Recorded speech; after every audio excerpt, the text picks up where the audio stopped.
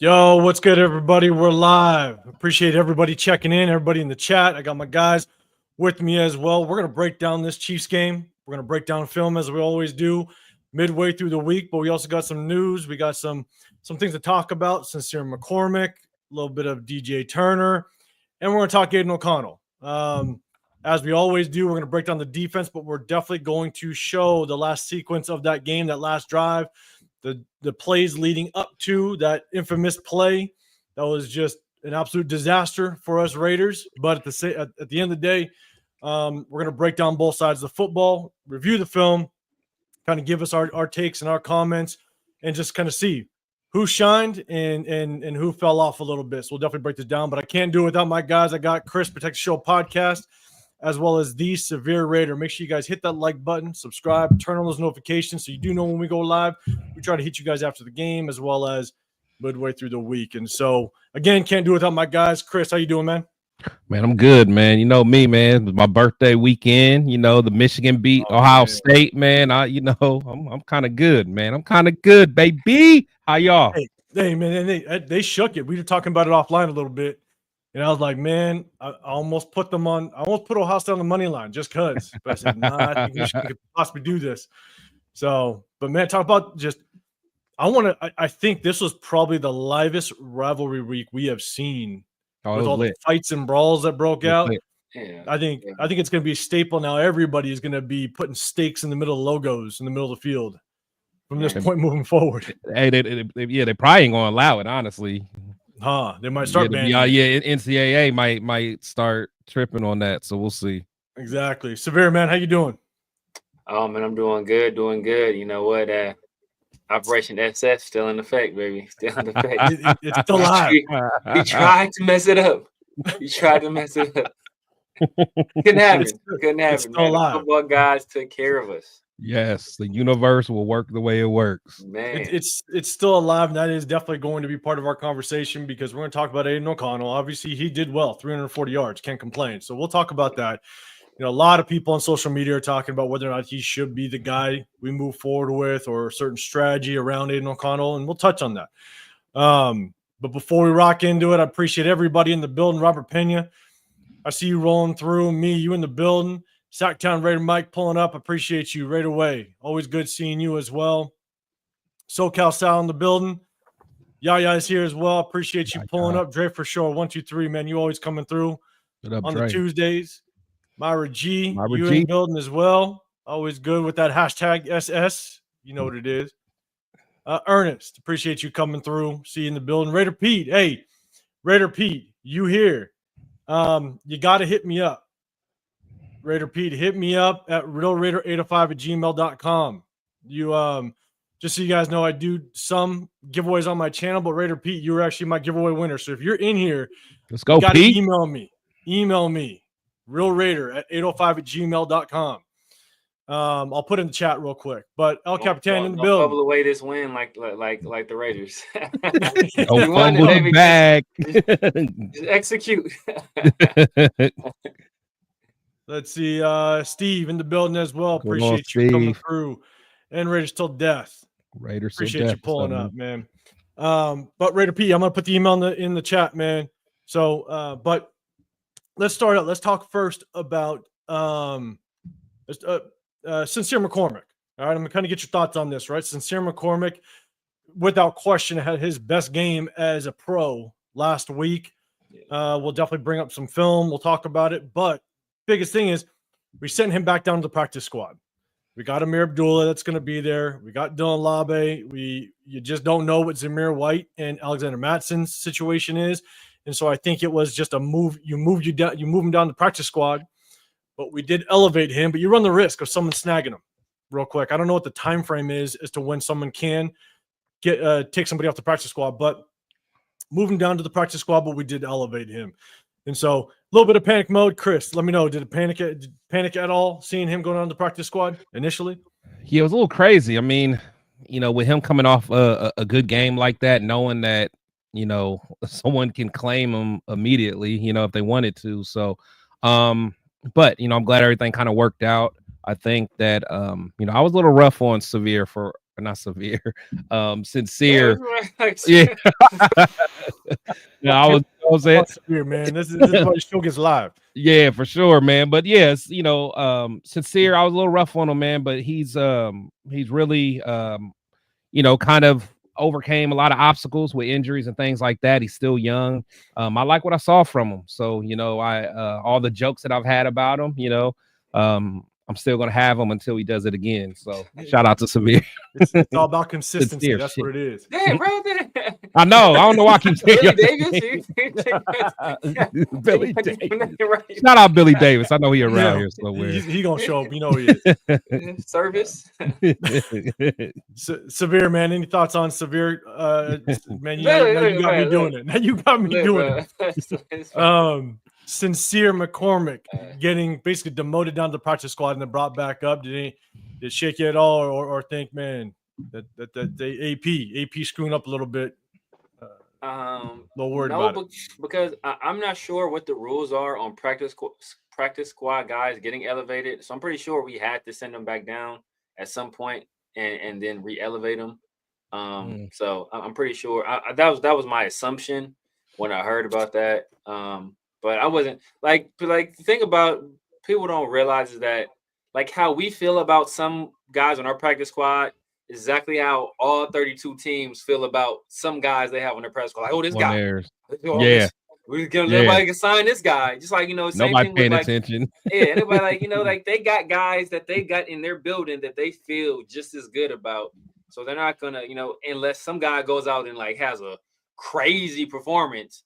Like they're not going to have to cut a guy on their active, because when you sign a guy who's kept off the practice squad, he has to go on the active roster. That's the rule. Yes. So like they're not going to cut a guy that's on their 53 for some guy that's languishing on another team's practice squad, right? So I mean, I wasn't too worried about it, but I do like what I see from Sincere. I'm gonna temper my expectations because I got all chest puffed out last year with Zamir.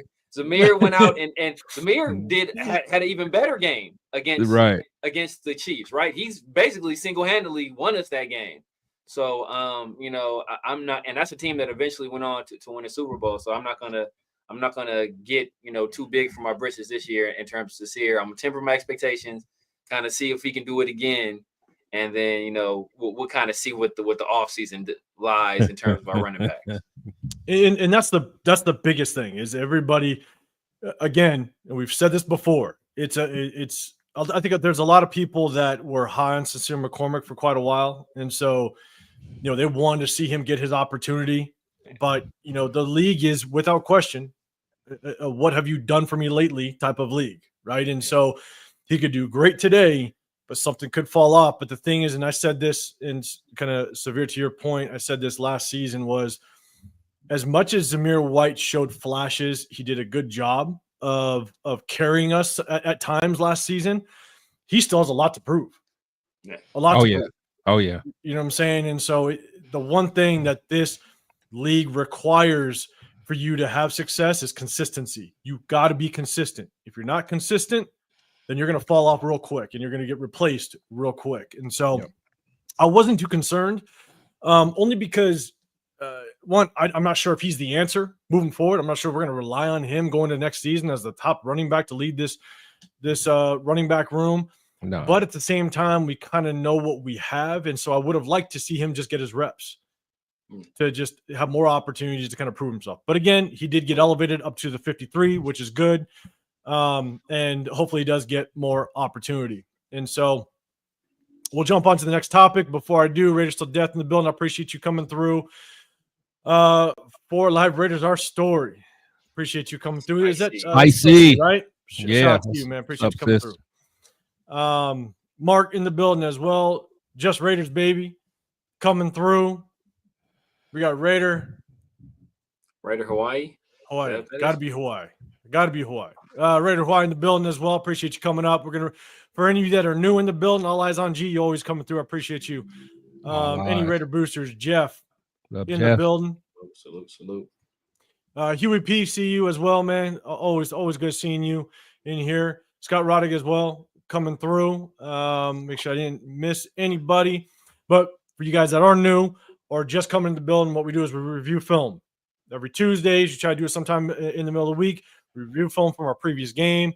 And so we're going to jump on into it in just a second. But shout out to everybody in the chat. Make sure you guys hit up Chris Protect the Show podcast, as well as The Severe Raider, I'm 805 Raider, Real Talk Raider Nation. Hit that like button, subscribe, and turn on those notifications so you do know when we go live and we drop more content. And so next topic real quick is DJ Turner.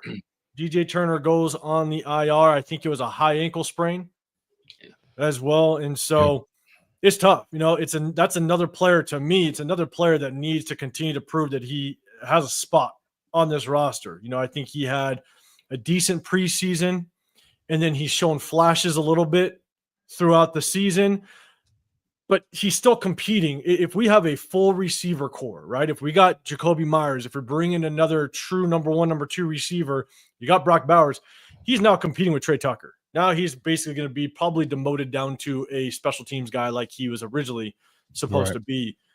And so how much do you think this kind of hurts us or kind of, moves the needle a little bit with our offense? Severe, I'll throw it to you first. I mean, doesn't really hurt us. Really? I mean, you know, he's a core special teamer, so I think it could affect us there. But we saw, Dylan Library had a nice return. I believe Amir Abdullah had a nice return as well, against the Chiefs, if I recall. So it's like, and I got that one. We'll see it. You're supposed to be the return guy, and then 2 guys outperform you in the return guy. You're not truly a wide receiver. He did have that nice catch and run play. But I mean, like I said, man, I'd rather see what Ramel Keaton has. I'd rather see what Terrace Marshall has. I'd see either one of these guys. Like, give these guys a little bit more height on them, a little bit more jump ball ability. See if they can do anything. And, maybe, hey, Terrace Marshall, another former LSU guy. We seem to be having, I think he was drafted by the Panthers? He might have been drafted by the Panthers. So that's who it was. So as I was reviewing the film, I saw Terrace Marshall. I was like, I totally forgot that we I forgot all about him too. Yeah. So we had Caleb Chasen, who wasn't drafted by the Panthers, but he was with the Panthers this past season, or with this offseason, and then they released him. We picked him up, and he's been playing pretty well. I think Terrace Marshall was drafted by the Panthers in the second round, also out of LSU, like Caleb Chasen. Maybe we can strike gold twice with the Panthers slipping up on these LSU players, right? So I'd rather see what he has. I'm not trying to see DJ Turner. Hey, core special team guy, respect him. Great story, but I want to see what some of these other younger, like, quite frankly, these bigger framed guys, see what they can do. Yeah, no, I'm with you. I agree. Chris, what's your thoughts on DJ Turner? Do you think it kind of hurts us, or you definitely want to see him healthy just to kind of help produce and see what he's got? Yeah, for sure. Like when I think of him, he's kind of like a feel good story. He kind of just been around, been working hard, kind of against all odds, just being able to still be on the team and things like that. But I can't say he definitely doesn't move the needle for me. We have the Trey Tucker, we have that same type of guy with the same type of ability. I honestly still want to see more from what's his name, Tyreek McAllister as well. So I'm not losing any sleep over that with Turner, and just like Severe said, I do want to see what some of the bigger body receivers can do, just to have more diversity in our receiving room, because I think right now it's just like we need somebody that can go up and get a ball, man. Just having these 5'8", 5'9", well, they're probably 5'9", 5'10" guys, having 2 of those guys on the outside is not too threatening. No, he's not. And that was our situation. What was that? Probably week 3, week 4, when Devontae Adams was traded away or he was hurt, and then it was him and Tucker. And that was Tucker and DJ Turner were our number 1, number 2s. Yeah, because what's the name got hurt? Jacoby was hurt. Yeah, Kobe got hurt. Jacoby was hurt. Yeah. Right? And so when you're throwing to nothing but 5'9", 5'10" receivers, good luck. And we were throwing jump balls too. 50-50 jump balls. Yeah, I remember that play. Oh man. Shout out to Getsy, man. Shout out to Getsy. But we did have sweet feet out there though. Man, we did have sweet feet. Man, Aaron Mumford. That's going to be a highlight. That's my highlight of the years. season, man. That's Man. my highlight. Years. I love it. I love it. He said, Jared for show. He says, who's in charge of the talent evaluation of the team? I know that they have a huge. I think his name is Lenny something. That I think he's the pro. He's the pro scout. He's the head of the pro scout. Yeah, director of pro scouting. I think so. I think he's the head of it. Obviously, at the end of the day, it's going to be Champ Kelly and Tom Telesco. Yeah. But I do think Lenny something. I forget what his last name is. But I think I like any NFL team. I think we got a big core of people holding that down. So we're going to get into real quick before we get into the actual game film. We're going to talk a little bit on Aiden O'Connell. A lot of people. Aiden O'Connell had a really good game. Shout out to Tyler. Appreciate you coming in the building. Remember, what up, man? Everybody, if you got a comment, if you got something you want me to bring up, hit that hashtag Raiders and then put it so it just catches my eye, helps me kind of roll through it. But he had a good game. You cannot take away from what he did, 340 yards, but at the end of the day, it's about consistency. You got to have consistency, and that's the one thing that Aiden O'Connell has not shown us so far, that he can be consistently good. Now, all the odds have been against him with the situation. But a lot of people are now shouting that either he needs to be our quarterback moving forward, and all the people that were hesitant on Shedeur Sanders or Cam Ward, they're saying, throw them out. We need to roll with Aiden O'Connell. Even based on his performance. Raider Pete, appreciate you. Yeah, Lenny McGill, this head of scout. Couldn't remember his last name. Chris, I'll throw it to you, man. Even though Aiden O'Connell had a good game, he looked good. Got some rough throws, you know what I'm saying? And we'll definitely go over them. But what are your thoughts on the quarterback position right now as it stands?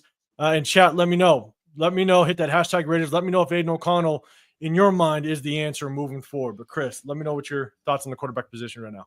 Yeah, you hit it right on the nose, man. It's all about consistency. I mean, I won't say anyone, but most people can do something well in a very limited amount of time. I want to see what you can do, stack some good games. I think even last year when he had his best game, what was it, after the Chargers game? I imagine that was probably his best game. And I think that game after, he if I remember correctly, he struggled or he struggled soon thereafter. So I would like to see him, really be able to stack some games. Me personally, I mean, you guys know how I feel about him.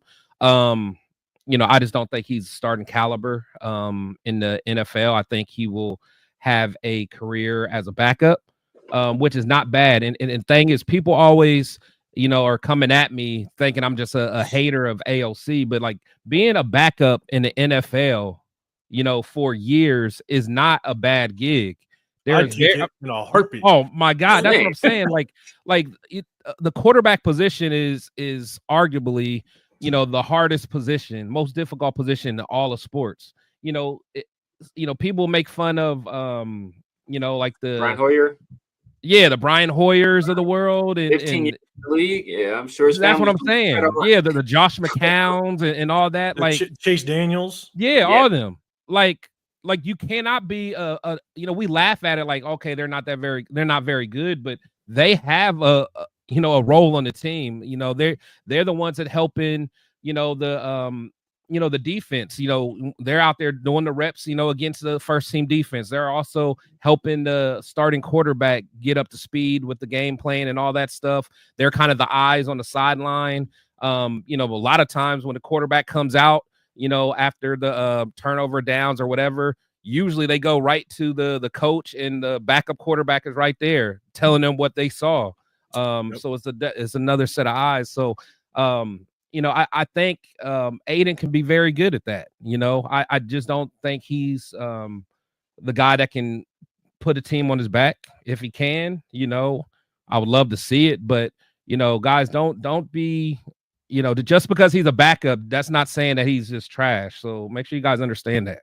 No, you're still in the top 64 of what you do in the world. In the world. So translation is he's trash. What you're saying, Chris? Right? Just to paraphrase that. Samir just summed it up. You summed up your last 5 minutes. I'm trying to be politically correct, man. Nah, but real talk. I mean, he's a fourth round pick. I mean, we gotta manage expectations, man. Like what there's not a whole bunch of Tom Brady's walking around, Exactly. So it is what it is.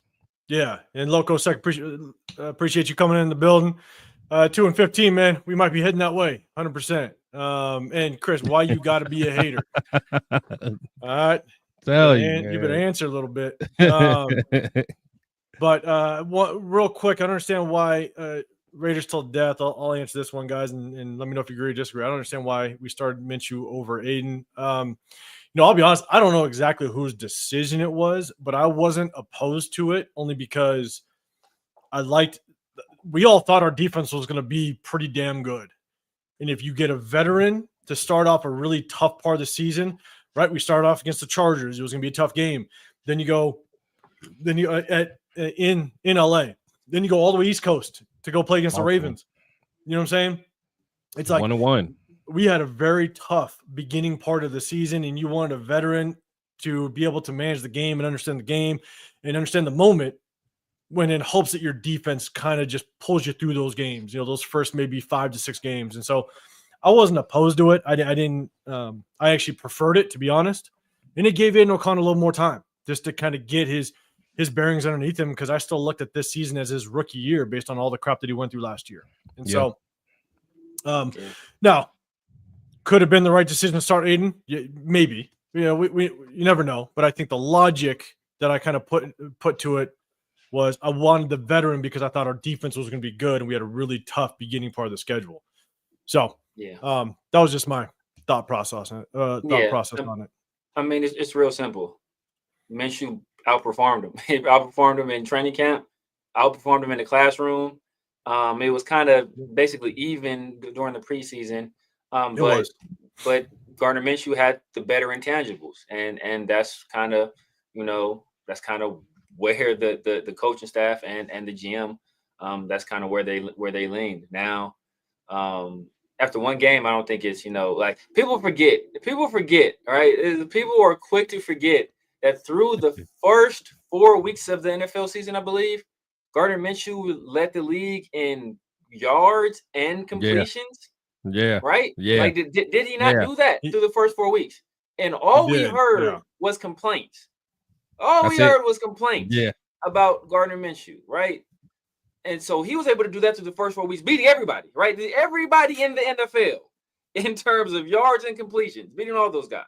And I think he was up there for completion percentage as well. He's top 5, I want to say, completion percentage. So he's doing in all these statistical categories. All we heard was complaints. Now, Aiden O'Connell comes out after one game and plays well.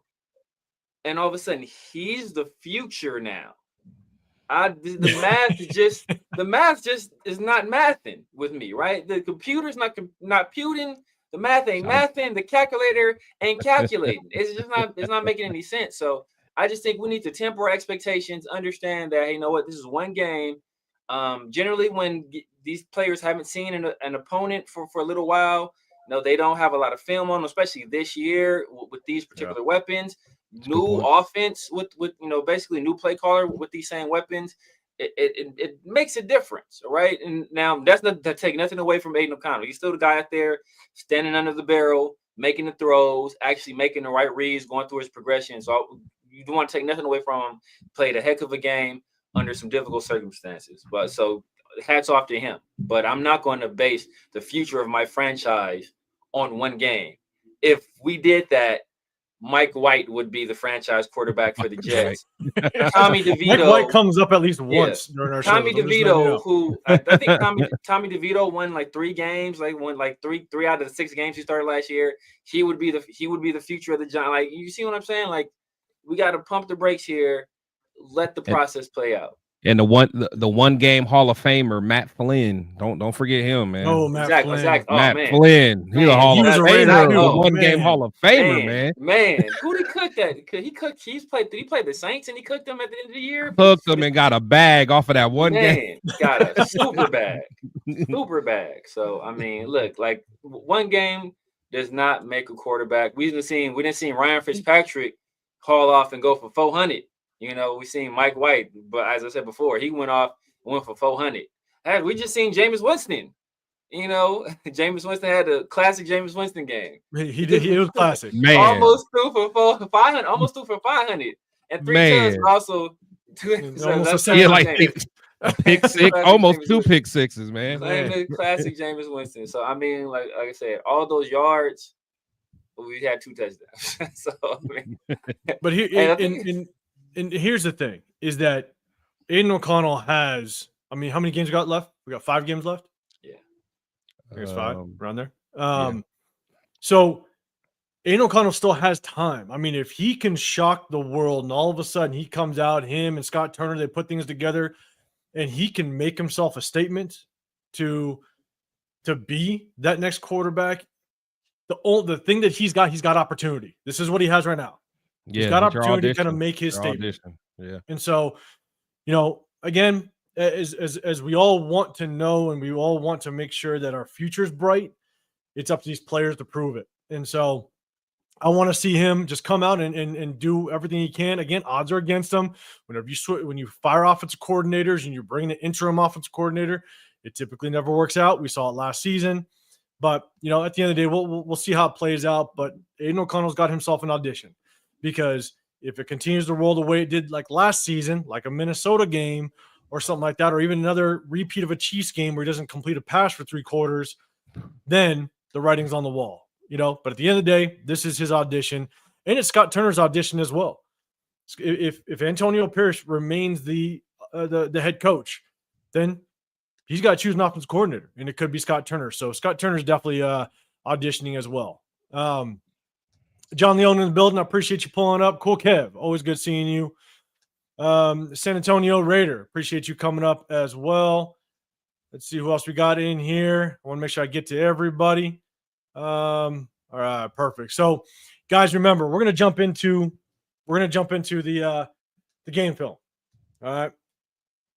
And we're going to go over defense first, then we're going to go over offense. But at the tail end, we are going to go over that final play. All right, I'm going to bring up a couple plays prior to that final.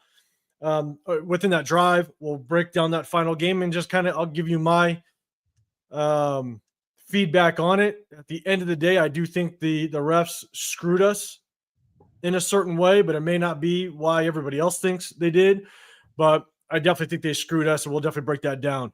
But again, as much as the season isn't going as well as we wanted it to, at the end of the day, you review film to know what does our future look like. What players do we want to potentially try to re-sign, bring back? Maybe players aren't playing up to the caliber that we want, and the film won't hide it. That's the biggest thing. Tape don't lie. It will either expose you or it'll elevate you.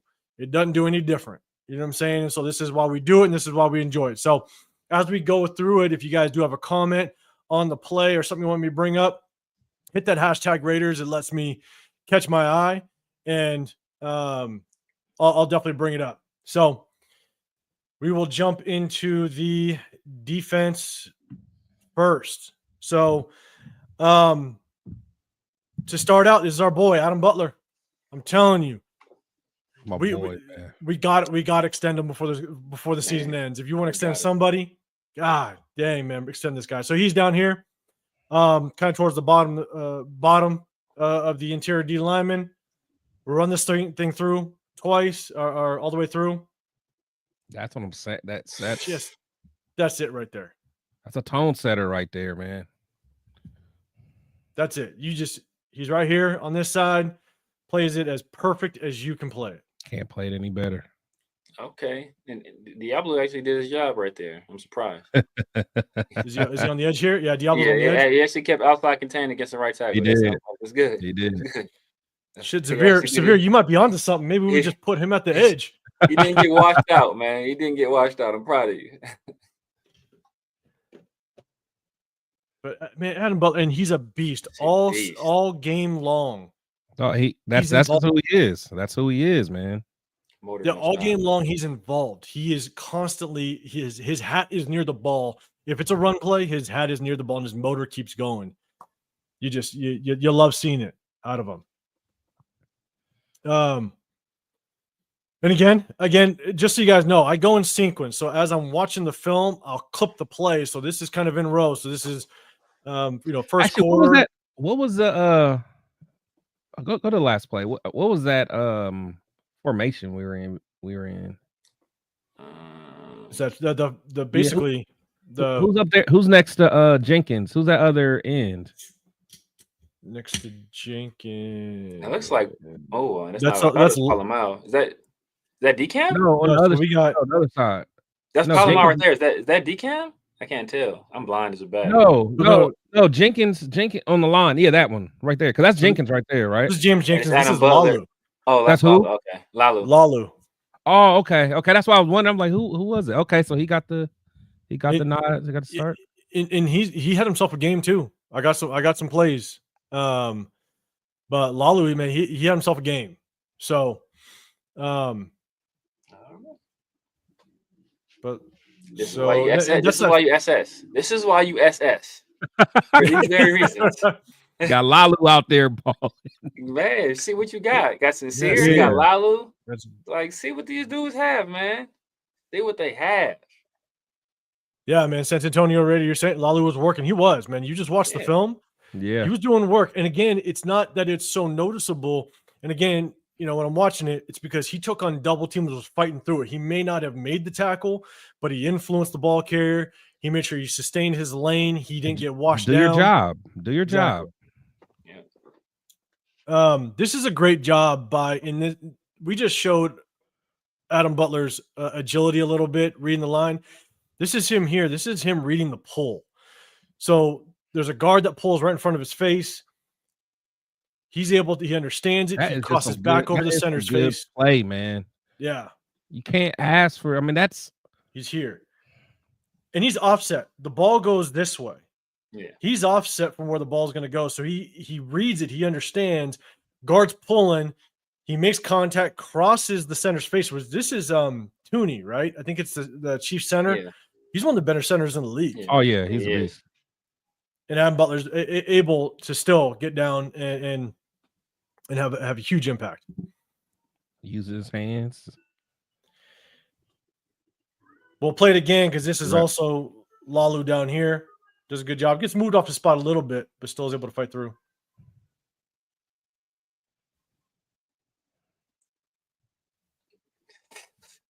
So you got Lalu here. Great job by Adam Butler, but Lalu gets the double team and gets skinny. I'm watching Tyree, man. This guy. Okay. All right, hold on. So Severe, you're watching Tyree.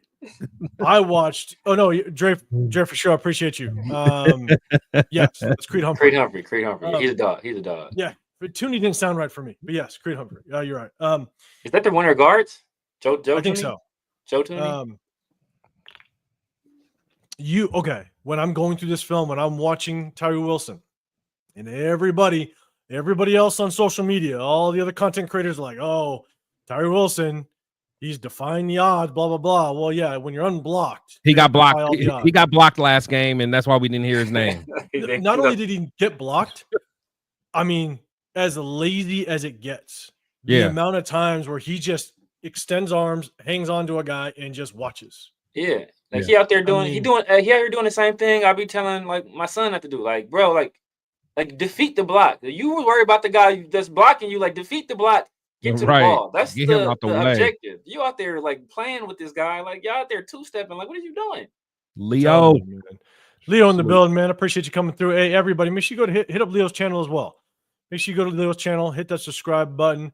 Leo always throws out fire content as well. So if you're in that building, make sure you guys. Damn right we are, Leo. Yeah, damn right. Like that. Yeah, just he's just never mind. Yeah, we're not spending that time talking about him. I'm telling you, we're gonna see it all game long. Yeah, I'm about to say we're not. Don't mention Zimas, Leo. Oh, who's that? So this is Okay, Spillane. Spillane. So Hey, Spillane.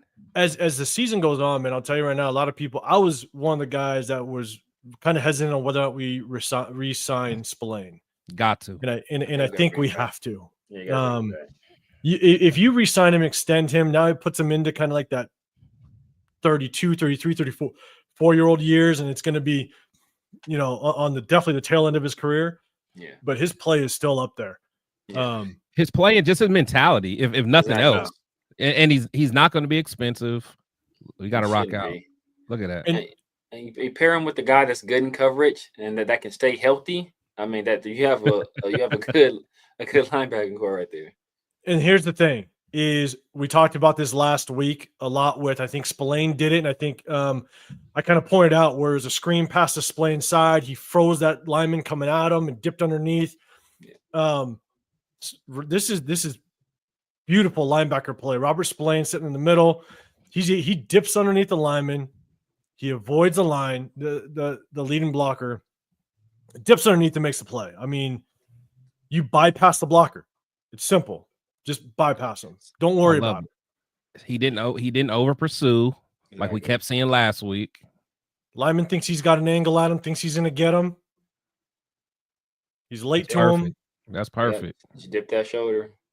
Dips underneath the reaching arms of the lineman. Lineman has no leverage and makes a perfect play. I mean, those are the type of things that we love seeing. This is what I like to see right here. Everybody on the same page. Look at this communication. Yes, and I got another communication for you, but it's just not on our side. Based on your comment, I think it was last week where you pointed out the communication. Mm-hmm. Okay, Diablo. Hey, you did your job, man. Took on that block. Where's he? Is he on the edge again? Yeah. He ain't do nothing. He ain't do nothing. At least he took on the block. Some guys wouldn't even do that. Yeah, he defeated the block and he was trying to get in there and make a play. But I'm not mad at that. You like to see him kind of avoid that guy like Spillane did, and actually, Yeah, cool. Terry went back into his shell. He did. Man. He did because now he's playing a good team. He is who he is. He is. Yeah, that was an old joke. I think, what was you drinking, Chris? And I said it was no. That was so. Chris, do you remember? Well, did you start that about me? That was when you guys did that live for I don't know how long you guys were on. Yeah. And then you ran out of drinks and you're like, I think I need to dip into my Zimas or something like that. Yeah. It was like a joke of Zimas or something. Yeah, it is. No, because I had started it because Chris, you were drinking something with a blue glass, and I was like, "Bro, you drinking Zima?" It's like something Miller Premium or something like that. It was something like that. Something like I think it was Bud Platinum. Bud Platinum, that's what it was. He's like, nah, man, this is Bud Platinum. And I was like, you drinking Zima? Because I'm sure it wasn't Zimas. But they don't even make those anymore. He was like, dang, you took it back to Zimas? Took it back. So these are actually things. So as much as Jack Jones needs a lot of work, and there's other plays that we are definitely there's plays that are very questionable with Jack. Jack is still, you can tell he's got the smarts for it. You see him come up on runs, he make plays in the backfield. Where's that? He's at the bottom. He's at the top of the screen. Okay. And the way that I kind of correlate this is when the motion comes over. So what Patrick Mahomes is do, he's going to motion this running back over. What happens is he now, this is Darnay Holmes, I believe. This is Paul Mal at the top. They're going to shift over, which is going to leave Jack Jones basically on an island. And if you watch, and it's hard to see, it's going to be hard to see on the screen, but Patrick Mahomes, as soon as that motion goes, he sees both Darnay Holmes and Isaiah Paul shift over, which again puts Jack Jones on an island. And if you watch Jack Jones, he shifts his position based on when he sees Patrick Mahomes look at him. And Patrick Mahomes looks at Jack Jones for the last moment, and Jack Jones is on the outside. He has outside leverage of DeAndre Hopkins. And as soon as Mahomes takes his eyes down and goes to snap, Jack Jones moves inside. Yep. And it may be subtle for a lot, but the thing is that this motion right here and this movement here, now he knows that he's on an island, and he just peeks. He peeks over there. Yeah, took that slant away. And Jack Jones just moves just right before that snap, he moves to take away the inside. If you watch Jack Jones' feet, now he moves back inside, and it's him just playing his own games out there, and I love it. Beautiful. Yeah. It's subtle. If you watch him from the beginning, right, he's lined up, basically head up. He'll move his way outside. Right before snap, he'll move back inside. Yeah. Pat thought that was going to be an easy touchdown. Exactly. And so, and to me, that just tells me that Jack Jones understood as soon as that running back went in motion, and he knows what the defense is supposed to do. Now, our defense is going to Darnay Holmes, Isaiah Palamal. They're going to move down, right? That puts them on an island. And now Jack Jones knew, I'm taking away the inside. I'm taking away that quick slant. And so, that's one thing that we've said it before, that I think Jack Jones does a good job of just watching tape. That's how he makes those jumps on those flat route interceptions, but he also is able to come up on those run plays so quickly, and he jumps those picks. I think it's him watching film, right? He is a student of the game. So I definitely want to point out when we see it. Yeah. And I think you're a guy that plays poker, right? Yeah, I do. So that could also be, everybody has a tale. Maybe he sees something or saw something on film where, hey, you know what? When they do this in this particular formation, that's Pat signaling to D-Hop, I want you to go inside. Yeah. And he's like, he has a tale. He read it and played it perfectly. Yeah, and Draft Show 1, 2, 3, exactly. It is game tape watching. Like I think that's truly what it is for Jack Jones, and we see it not just in this play, but we see when he jumps the picks and when he comes in and makes tackles for losses at the corner position. That's him watching game film. So definitely want to point it out when we see it. Definitely something that caught my eye. That's a good find right there. I mean, I think you have to really understand the game to even notice that. So that's a good find by you. I appreciate it. This is totally off topic. Before, as weak as Spillane be dressing off the field, but he icy on the field, bro. Oh, he swagged out. Spillane he was swagged out. But with that visor, sweatshirt, right? With the visor, with the black socks, with the sleeve. Yeah. Hey, bro, he icy on the field, bro. I cannot take nothing away from dude. Bro. Nah, he always looks sweet on the field. He look cold out there. No, he does. No, yeah, because he's the Costco sweatshirt guy, right? Exactly. Yeah. He be wearing them big ass Carhartt sweatshirts and stuff. So this is Spillane. Again, he's right here. It's another tackle philosopher. Spillane. He does a great job. I think this is the one where he just sees. I mean, he's coming from far outside, sees it the entire way, shoots the gap, makes the play. It's good work. Good work. Yeah. It's a good view from this end zone angle. Season and goes. Good instincts. The other guy I want to point out is Lalu over here. Taking on the double team down here and just influence the play. Travis Kelce don't even take blocking Tyree seriously. he just put his one arm out. Watch him. He'll just put his one arm out. Look, watch. One arm. Look, bro. Look. He's still seriously, man. After the play, he gets mad and pushes Kelce. Like, come on, man. You can't make this stuff up. You can't make this stuff up, man. Just use your hands, man. Like, just yeah. It's like a playground fight. I know. But that's the thing. Like, first. I know we're gonna give Tyree a lot of shit. We always do. I don't know why I watched that. I think Ray Hawaii said it's Laulu. Is it Laulu? Laulu. I think he said we saying it wrong. So respect. I think it's okay. It's like, my fault. Laulu. Oh, how is it? Laulu. Okay. Laulu. All right. I appreciate it. Yep. Hey, we gotta make sure we get it right.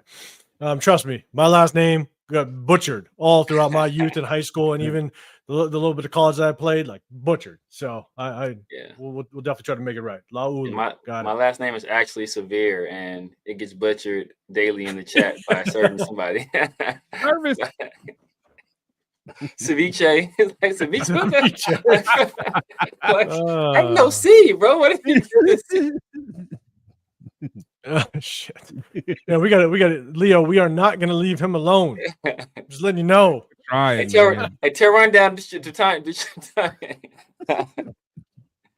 All right, here we go. This is God, we gotta get through this film session, guys. Damn it. All right, here we go. So we got Divine Diablo down at the bottom. I mean, it's just this is where he's a liability in the run. He's a liability in the pass. That hits Kelsey. Yeah, simple whip route and just beat. Yeah, that's Kelsey gonna kill most linebackers with that though. We can't even sit there in front. at least gotta get hands on him or something. Yeah, man. that's what I'm saying. You got to get hands on him, but like just 1-on-1, like a whip route's gonna kill. 99% of the linebackers. It is. It's just tough when you're getting just cooked all season and you're just for sure. They got Spillane out there. Oh, Spillane was out there guarding somebody out wide. Yeah, he gave him, I ain't never seen nobody give up that much cushion. Hey, you see his back pedal though? You see his back pedal? His back pedal smooth. It ain't as smooth as your mom. Hips was low. Let me take this down. So do we got another sweet feet out here? Not as good as Mumford. Yeah, got some sweet feet down there. Hips low. The real deal spill out there. Look. Okay, I see you, dog. Back pedal, shuffle. Hashtag Spillane at CBs. Yeah, exactly. Put him opposite of JB. Man, Jack Jones in trouble. Look at him come up for tackle. Okay, yeah. See, a little physical on the sideline. At the end. Yeah. Watch out. Did I see a decent rep by Tyree? All right, we'll play it one more time. Oh, my eyes fooling me. He's here. One more time. Let's see. It looks like he at least got some. Yeah, it's a decent rep. Yeah, he's decent. It's decent. I give him that. Yeah, for him. All right. Bull rush. Yeah, I mean, that's all we ever gonna see. That go to.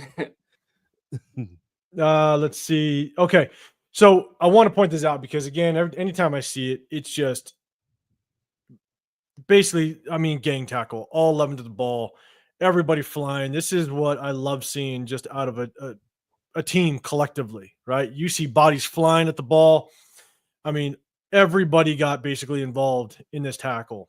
And that just tells me that everybody is still fighting. Okay, I see Tommy Eichenberg making a play on special teams, brother. I see you, dog. And I wanted to do it just for Tommy Eichenberg.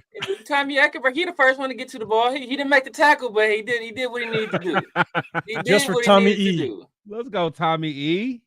Out there. Put a stat there. Put a stat on the stat sheet. All right. I love it. See, he didn't make the tackle, but he was in there. He was in there. I love seeing the bodies fly. I love seeing just get some cardio, just physicality. Get some cardio. Where is he? I think he's down here. I think this is him right here. Oh, that's him. Yep. Got that's him. Actually good. No, he played that real good. Actually, to be honest. Yeah. He did. He didn't make the tackle, but he did what he needed to do. It's make contact. Let everybody else gonna rally. I'm telling you, he's gonna surprise you. Severe. He gonna get promoted to fry duty next week. Next week is the fries. It's like next week is the fries. Taddy 707, appreciate you in the building as well. Remember, everybody, hit that hashtag Raiders if you got a comment. But if you just came in, make sure you guys Protect the Show podcast. Chris up above me, got the Severe Raider down below. Hit that like button, subscribe, turn on those notifications. Definitely helps us out. This one, Max being Max, right? Dips underneath, does a hell of a job bypassing the blocker. Bypass the blocker. And make the tackle in the backfield. Nice. That was nice. Nice. Jack back there too. We got Max right here. Got an Amari Burney sighting. Yeah, well, okay, Amari. All right. It's just nasty. This is what we get out of Max. Yeah, Amari Burney right here. Yep, we got a sighting there. Okay, took on the guard. That's 20 right there too. Yep. Not too many not too many offensive linemen can block Max the way that he moves. So nah. Yeah. That move is so nasty when he does it, but sometimes it gets him in trouble. Exactly. But when he gets it off, it's nasty. Exactly. Yeah, exactly. So this is Caleb Von Chasen's sack, and I'll tell you guys, I mean, he's at the top of the screen. You'll see it in the end zone view. Oh, The That hands. swipe, the hand swipe. Hands. Man, I think that this was was- nice. I think this was a pissed off sack. I think Yeah. that's what this was, because if you Yeah. him, and I don't know who this is down here. I forget who it is. Is that Tyree in the middle? Yeah, this is Tyree. Right. This is Snowden. So I Snowden, don't know yeah, if they Charles were Snowden. going back and forth as to who was supposed to do what, but all of a Snowden, like, I sudden took you'll your see in the end snaps. zone view. You'll see in the end zone view. It's like Chaseon's kind of pissed, and I think this was Yeah. a pissed off sack. I love it. I What love is it. Watch this this. for? Watch this. Who, Hold on, watch, Tyree? look at Oh, it. you already Tyree? know, man. You already know, man. Damn. What is he Okay, doing? before we We're go to never gonna Tyree, We're not gonna get through all this film, man. We always watching I know. Tyree, man. but like here, I honestly think they're. I don't know what's going on. but Yeah, I they think are. there's He a- like, bro. But that could have been like a. Maybe he was a spy. I think he was a spy. Hey, He no, was a spy. know what that could be? This is like when I was young and broke with my with my ex-wife now, we would like go to like clothing stores and we would like have some stuff hidden and we would start arguing and that way the tailor just be trying to get you through. And like, oh, they over here arguing, like let's go get them up out of here. And Yeah. we'll get free stuff. Like I have baby clothes, all kind of stuff. Hey man, without that, it was like, times was tough. We do what we have to do, man. So we be arguing at the teller, and they like not even notice. I got stuff under. I got cases of water at the bottom of my thing. And I have diapers, all kind of stuff. They like, man, let's get them out of here. They arguing. Like I thought you were supposed to bring the money, and like you said you had it. Like I didn't go to like stuff like that. They be like, look. They be like, you should get them there out of here. And that's what that. Maybe they was playing the game. Like, look, hey, bro.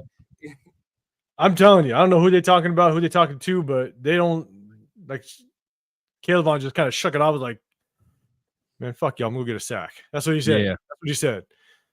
And then okay, Charles for Snowden one went over there time, and congratulated him. He went over. He was the first one over there. Like, look, it one worked. time, Yeah. we'll see our boy. What is he doing? Oh, bro, what is he doing? What are you doing? What are you doing, bro? You're not joining the party. Not joining the party. Damn it. I try, man. I know. I want him to do well. I really do. Hey, man, We all do. We need him to get 3 more sacks, man. We need him to get 3 more sacks For rundown. For Yeah. rundown. We need him to get 3 more, man. Yeah, right. And Cole Kev Raiders exposed a lot of weakness on the Chiefs line. We did, but I think the Raiders or the Chiefs offensive line is pretty weak in general, honestly, Yeah. because I mean Mahomes has been tackle. running for his life all season. So Assassin's Creed, appreciate you coming through the building. You know What's what we're up, doing? man? We're just reviewing some film. Thank you, This is sir. Divine Diablo. To me, Divine Diablo just kind of looked confused on this one because here's the thing. Everybody is in man, or I'm sorry, everybody's in zone. And so you'll see everybody drop, right? Zone. Now, this is Travis Kelsey, so it could have been a different freelance. Could have been. But everybody's in zone. But for some reason, Divine Diablo decides to chase Travis Kelsey, which potentially vacates an open area. We pop him, and now it's a big gain. So again, I don't know if that's him confused. I don't know if that's just a special call by Patrick Graham. But everybody was in zone. Well, was he? Well, But he Look, drops yeah, like look he's at- in zone. yeah. That's a by a linebacker. That's a zone drop. He's dropping like he's Yeah, in it zone, is. but then he just attaches on to Kelsey. Yeah. That's a hell of a play design. I ain't gonna lie. That's a Yeah. nice play design. Yeah. Because Because who's that right there that's running back? Is that Snowden right there chasing behind? Or is that Let's see. We got Merrick up top. We got because it looks like Max. whoever that is right there, that should be low key in their zone. Like they didn't get Yeah, it should be. look like, It's Max. looks like they didn't get enough That's depth. Max. Huh? Okay. Yes, Matt. Looks like they didn't It's get Max. enough. And it depends on if Max is basically trying to spy Patrick Mahomes in this. Not exactly sure. I think it looks like he's playing like he's the hook defender right there. Yeah, like he made Possibly. yeah. So it looked like that should have been him. And I don't know if it's a situation where they have, like you said, it could be a special call where, hey, Diablo, if he leaves out of here, bro, you want him. Or it could just be Diablo free. It could be just Diablo freelancing and doing this thing. Like I see Travis Kelsey running free. I'm going to attach at the hip, and then when you play hero ball, oftentimes you don't do your job. You get bit. So it's tough because like I'm watching that play going, okay, everybody's dropping in zone, but for some reason, Diablo, he took his own drop, but then he just touches on. So yeah, it's tough. And this is the lateral by Travis Kelce. I see what he's talking about. He's illegal formation. They could have popped him a few times. I think yes, they could have. Yes. all the tackle. Yep. Yeah, being it's all game. He was doing that like all game. And it's one of those situations where they know they're not gonna call it every play, so they might call it twice, and then they won't call it for a long stretch. So yeah. So this is just the lateral. From here on out, you got to watch out for it. Yeah. Just a nasty play. Just heads up play by Travis Kelce. Yeah. So this is the touchdown on Jack Jones. So Jack Jones is down here on I think that this is Christian Watson, I believe, the tight end. But I want to say maybe hopefully he could get a little more inside help, but he just lets him go. Yeah. Yeah. Yeah. Someone got to take him off that route. Yeah. Is there any Spillane or some? But yes. Honestly, Jack got to be a little bit more physical. Yeah, he does. You got to reroute him a little bit. Yeah, because that was too clean. But I mean, we all know, we saw it last week, right? We reviewed film, and I brought up one of the plays where Jack Jones, he can close very quickly. He's got that speed. Yeah, but there's also times where Jack he's kind of lazy through the receiver's route. Is that the no look? I'll go the end zone view. There was one that was nasty. I think that's the no look. Yeah, I think that's the no look. I'll go end zone view, but it's like there's no reason why Jack, man, you don't stay with that tight end, man. You got to get there. Yeah, that's a nasty throw. That is, bro. So again, a lot of times it's tough because Jack Jones, he's getting beat on those crossers. Yeah, you're locking him man to man. He's on a tight end. You want him to win that battle. And so yeah, great. That's a damn good throw by Patrick Mahomes. That's why he's best in the business. So this one is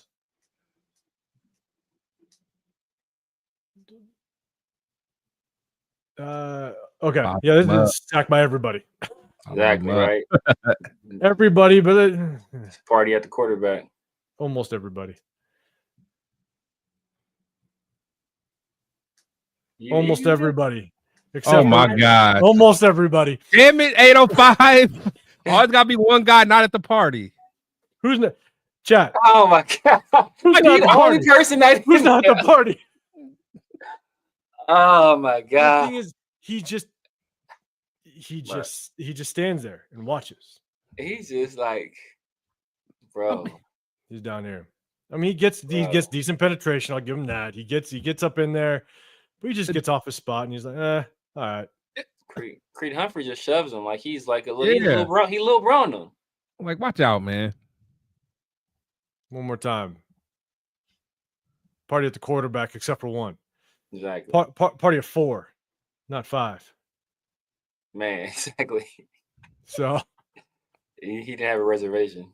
No, he wasn't invited. He didn't RSVP, I guess. Yeah, everybody. We don't give him shit too much. All right, here we go. This is towards the tail end of the half. And again, hate all eyes on you. Yeah, Terry got the wrong invitation. Yeah, he did. The wrong address. He got heard there was a party here.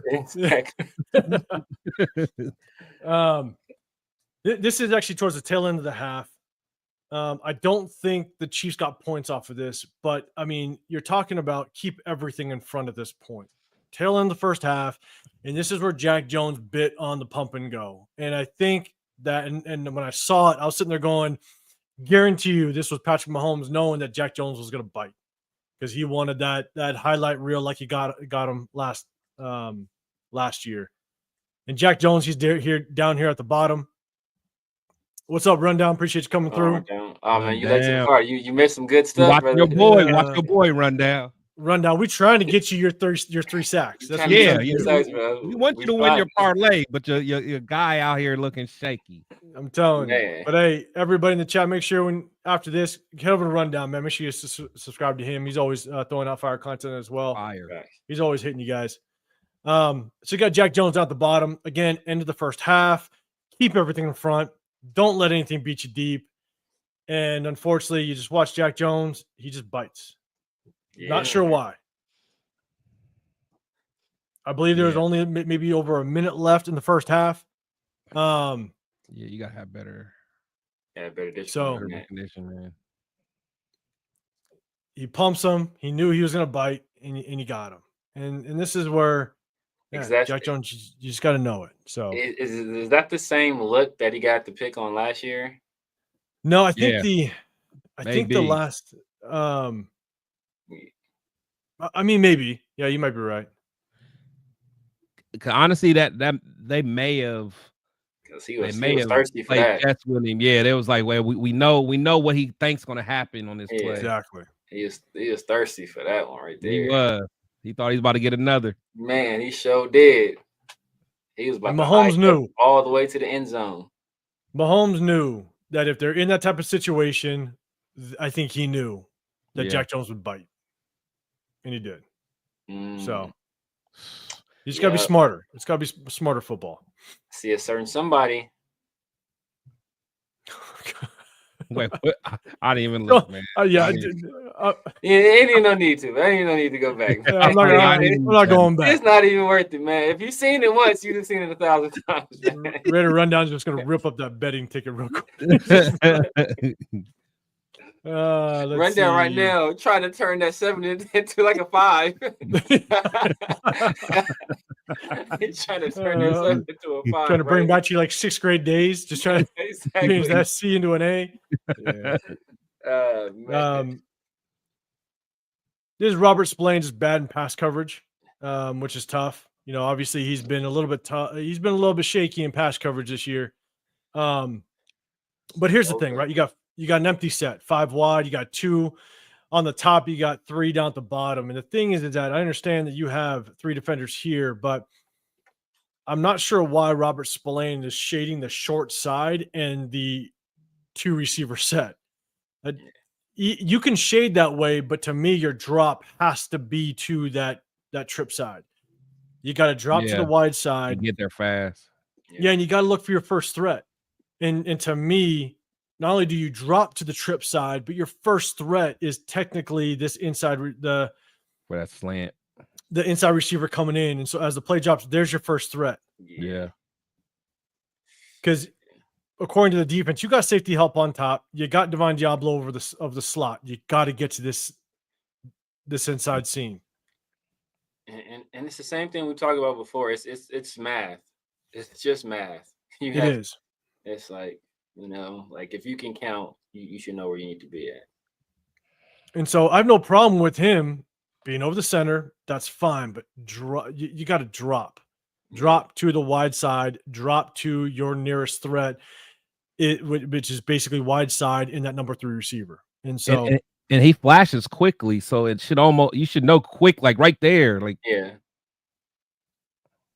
And he flashes quick because he knows Spillane can't get there, right? So it's a great job. But I don't know who this is, but I think it's one of their tight ends.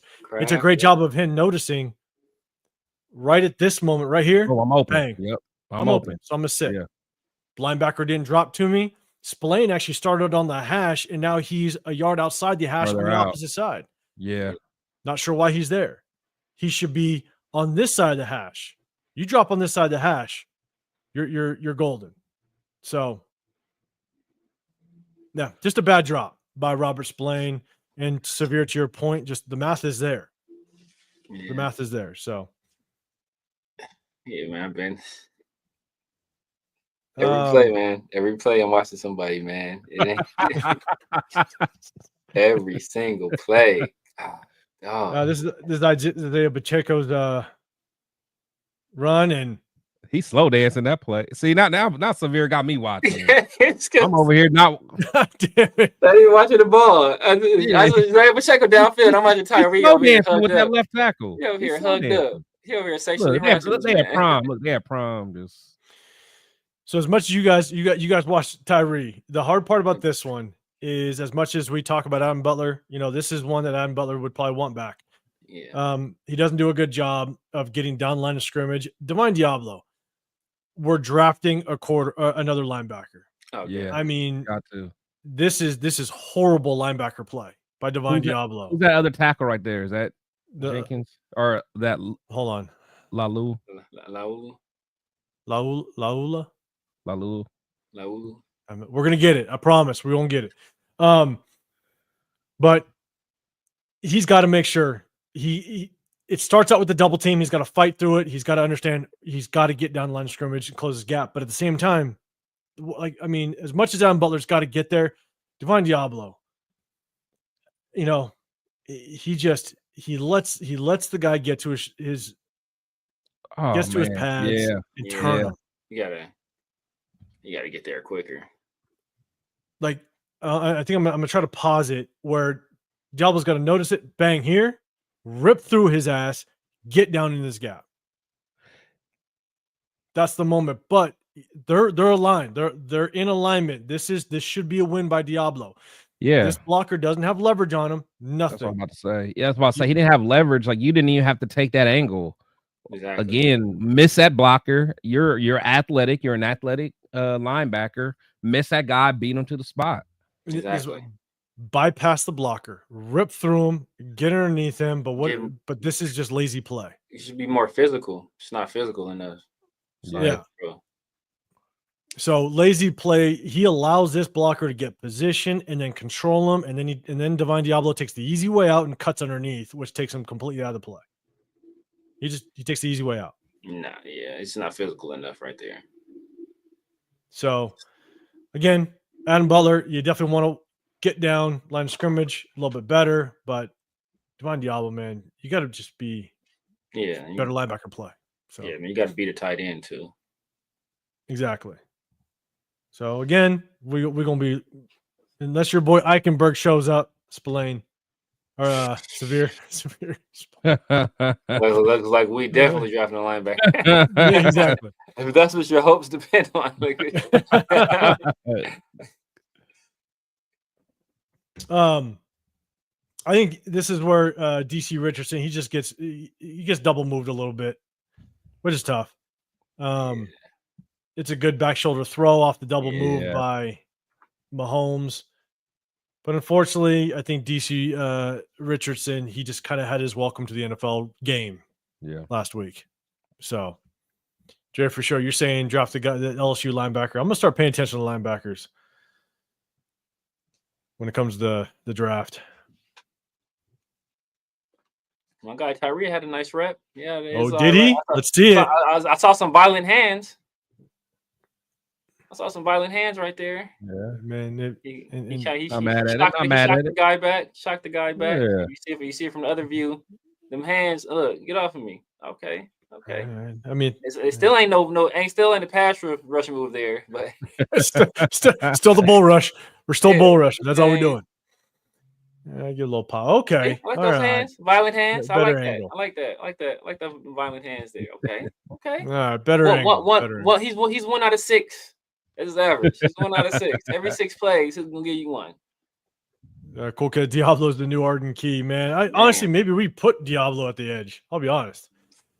The physicality he showed against that tight end, like, better not. Yeah, maybe not. You never know. Hey, maybe if he doesn't have someone in his face constantly, he can go off the edge. This is a great job, I think, by just Patrick Graham dialing up pressure. So Patrick Graham brings a ton of pressure, and I believe this actually forces the field goal. But a lot of pressure right in Patrick Graham's face. That's Who good. was Diablo? I think Diablo made first contact. He's here. Diablo right here. Yeah. I think he made first contact. He's coming. Yeah. Good pressure. Everybody did their job. He was able to clean it up. They had to make a choice who to block. They chose Spillane. We ain't worried about you. We ain't worried about you. Yeah. Where's our boy Tyree? He's not in there. Okay, that's why we got there. But honestly, I think that other angle, it looked like he probably could have got Kelsey. Mahomes. Yeah, if he wanted, he could have. Yeah, because there was no help, so he could have just. Yeah. Oh yeah. He could have, but the thing is, like, I mean, just it's a good job by Patrick Graham dialing up the pressure. Yeah, making sure that Mahomes now has to make a very difficult throw, making his life that was harder. So just gotta give credit where credit's due. Good job by Patrick Graham kind of dialing it up. We got just about 4 more defensive plays, and we're gonna jump into offense. Let's see. Okay, so this is, I think, where Patrick Mahomes, I think, just kind of baited DC Richardson on this one. And so Richardson's going to come over. He's going to lock up with DeAndre Hopkins. He's down here. And I think Mahomes just knew, I'm going to throw it up and try to get to cause the pass interference. He shorted this throw. Yeah. And this was the PI. This is basically a veteran quarterback understanding the situation, the moment, and just kind of baited him in, which is unfortunate. Because there's really nothing a corner can do in that situation. Once he's coming back, as soon as the contact's made, it's a wrap. It is. And so, Big 183, I appreciate you in the building. Only a few hours left in my drive. Fast, pray for me, nation. Oh, man. Wherever you going. But hey. Look, man. I think he said dry. He meant dry fast. Drive fast. There you go. All right. Hey, man. Power through, baby. Power through it.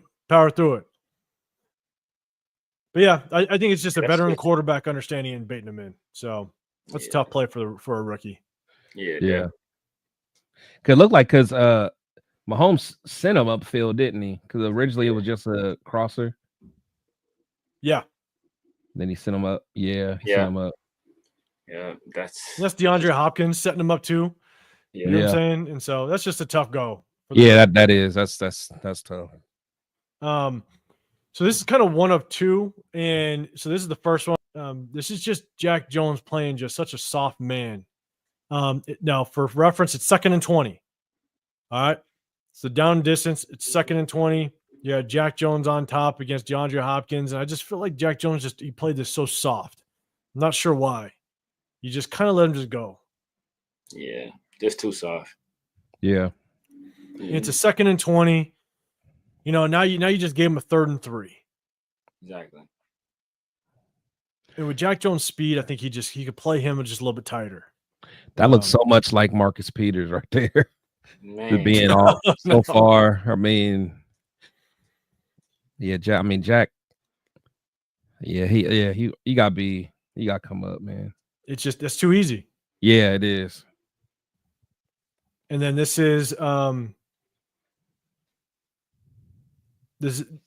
next play. Jack Jones.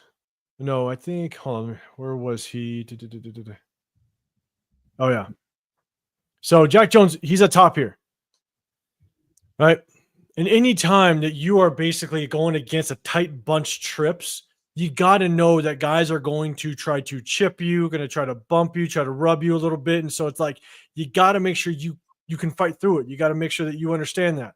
And so a lot of times when the corner or the defender that's going to be basically pressed up in man, you're going to try to hold your ground. You're going to try to at least jam this guy to prevent this guy. If you're man to man with his outside receiver, but your main objective, you're going to be the press guy. If you're going to be up in his face, you're going to try to press him, play a little physical, so that if this guy does try to cross, you're going to force your outside receiver to run into that number one guy, the receiver at the top of the formation.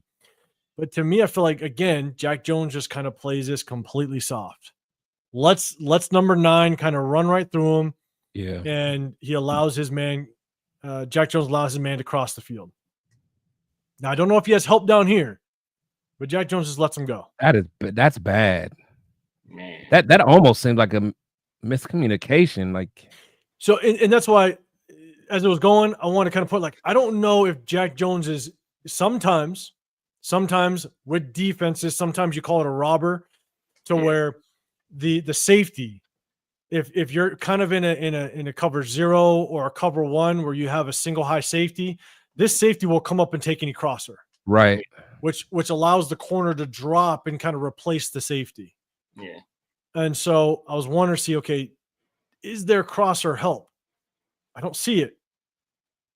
No. Yeah. I don't see it either. And so to me, I feel like Jack Jones, he's just like, man, if you're gonna get in the face of that You gotta go down. top, Yeah. you gotta go or fight through it or jam that guy up to where that outside receiver cannot cross easily. And it almost looks like, was it Kelsey? Kelsey was coming like to do a rub as well, or not? Yeah. Yeah, like if Jack was closer, was down on him, I think Kelsey was there to do a rub. It's a good play design. It is. Yeah, and to me, that's just back-to-back plays where Jack Jones, he just plays soft. It's sometimes he just plays too, I don't want to say lazy, but it's just nonchalant, like to where it's like there's no urgency to get to the ball, to get to his man, to make sure that he's on his hip. Yeah. So definitely a liability. Laulu, I think that's it, right? Yeah, I think that's it. Laulu. I believe this is him down here. Again, I think this is another one where he's just a beast. He just takes on the double team, doesn't lose ground. Takes on the pulling guard and is still able to get into the play. So takes on the initial guy, takes on the pulling guard, which is hard to do and maintain your ground, and still gets a piece of the play. Nice.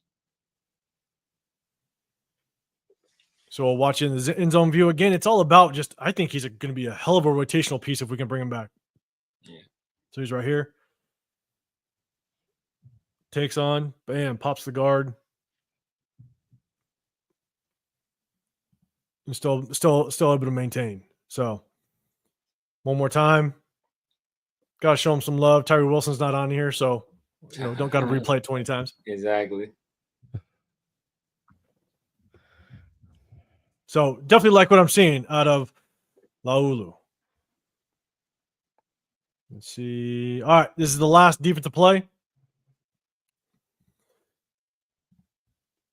And Dre, for sure, you're saying Laulu is going to replace John Jenkins. I mean, maybe. I don't know if he is big enough. Not big enough, yeah. Yeah, I don't like. Nah. Yeah, it's hard to say. I mean, he is a beast. Don't get me wrong, but John Jenkins was definitely that. No, he's not. We signed him to be that 4th and 1, 3rd and 1, that goal line stopper. I just don't know if he's big enough to be that, but he can grow into it. He is a big boy. Yeah. This is Kevlon chasing sack down below. That hand swipe is nasty. Hey, nasty. That's his signature move. It is. Yeah. And he couples it with the feet too. Yeah. It's where you kind of you don't know where he's going. It's like it's a subtle hop step. Yeah. You see that?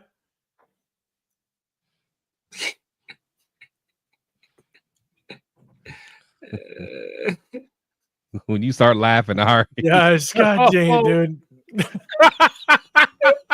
Okay, so I did see this one. Okay, I did see this one, and I honestly, I was going to mention it. All right, where's our boy Rundown? Are you still in this building, Rundown? Hey, Rundown dipped up, man. Rundown. Yes. Dre, for sure, he does got that Euro step going, man. Just God damn it, Tyree, man, just work. I don't know if anybody watches Dragon Ball Z, but like Caleb, I'm almost doing like the fusion dance where they like swipe the arms to the left. I mean, he's just standing there. But and look, literally towards the tail end, towards tail end, right? We get the sack. Everybody's kind of like run up celebrating, kind of celebrating a little bit, right? Who's not celebrating? Who's not celebrating? He's still holding the guy. Like the play's over, Tyree. It's just like look at that. I know Humphrey. He's probably like, man, this is the easiest day I'd had in a long time, man. Creed Humphrey, like, bro. Yeah, I'm just stealing money. Heck. I'm just stealing money at this point. Bro, and that's why it is. Like, I understand that a lot of people want to talk about, maybe it's just kind of getting the clicks or whatever, and Tyree's all of a sudden, living up to that number 7 overall pick. But it's like, watch the film. Tape don't lie. No one touches him when he makes plays. The eye in the sky don't lie. It doesn't, 100%. And so that's kind of that's the defensive side. And so we're gonna jump over to the offensive side real quick. But before we do, I know everybody can't stay the entire time when we do this. Real quick, before anybody has to jump out, I want to give you guys the chance. So, Severe, I'm gonna go get the drink real quick. Severe, let everybody know kind of what you're doing, what they can look forward to, all that stuff. Because I want everybody to know what you doing, what you're up to, and then Chris, you make sure you do it as well, just so everybody kind of knows before everybody has to dip out if they can't stay the whole offensive time. But let everybody know. I'll be right back. Go get your Zima. You guys know what it is. Exactly. Make a refilling that Zima. You guys know what it is, man. The Severe Raider. Everywhere. Severe Raider. YouTube, IG, TikTok, Snapchat, X, aka Twitter. Really for real. I'm about to start me a true social account. I'm probably gonna get on Rumble soon. Maybe even what's the other one? Everybody be on Twitch. Maybe even a Twitch too. So just peep me out. I'm trying to diversify my bonds, nigga. But yeah, man. Every Tuesday, you already know what it is. Me, my guy Chris, my brother from another, and 805. You can catch us here for the film breakdowns. Then right after this, I got the 50-50 show with my boy Pharaoh. Friday nights, we got Around the Shield with me, Pharaoh, Mike. Sometimes we be having special guests on there. So if some other content creators you guys want to see us collab with, hey, man, hit me on either hit me on IG or on X. Let me know, hey, this is a guy you guys should work with. Let us know, we always down to work with other people. And then Sunday, usually on Sundays, if it's a game on Sunday or whenever the game is over, me, Chris, and 805 will get together. We do a breakdown. We shoot the shit there as well. Just talk about the observations on the game. For sure. And me, I'm I don't know what I'm doing right now. I ain't gonna lie. I don't know what I'm doing. I'm you're doing your thing, Chris. That's what you're doing. That's what you're doing. You join his birthday. Yeah, man. I just don't, So at the end of the day, I'm I got this show on Tuesdays. Got my show on Wednesdays with my girl, Spicy Raider Girl, and then have my show on Thursday. And then got my show on Sunday with we're usually doing a post game recap. So just been doing my thing, man. I haven't been doing all my shows like I'm supposed to, but I'm gonna get back at it, man. Just life is lifing, man. Chris been living life, man. Chris been going on cruises. With the belly out. Been having the belly out, man. Hitting parlays. I mean, taco meat is just glistening in the sun, man. Listen, man. Look like baby hair, man. God damn it. This is the wrong show. Yeah, man. But I appreciate everybody in the bill. Make sure you hit that like button, subscribe, turn those notifications on wherever you're at. Protect Show podcast up top, the Severe Raider down below. Make sure you guys check in and hit that like button. So we're gonna go ahead and also, if you guys have something you want me to bring up, something about the play, hit that hashtag Raiders so it catches my eye. Big 183. Do you think the NFL is doomed with referee replay? So, man, that is a whole nother subject. Maybe we'll try to talk about in the end. But as we get to the end of the offense, we are going to go over that last play and the couple plays that led up to it. So we're going to definitely get into that. B. Beasley, I appreciate you coming in the building. Offensive penalty is a dead ball. Okay, we're going to get into it. Trust me. So we just went over the defense. Let's rock the offense a little bit. So the one thing that I do like about Scott Turner, but it kind of worries me, is that he does have very basic play calls.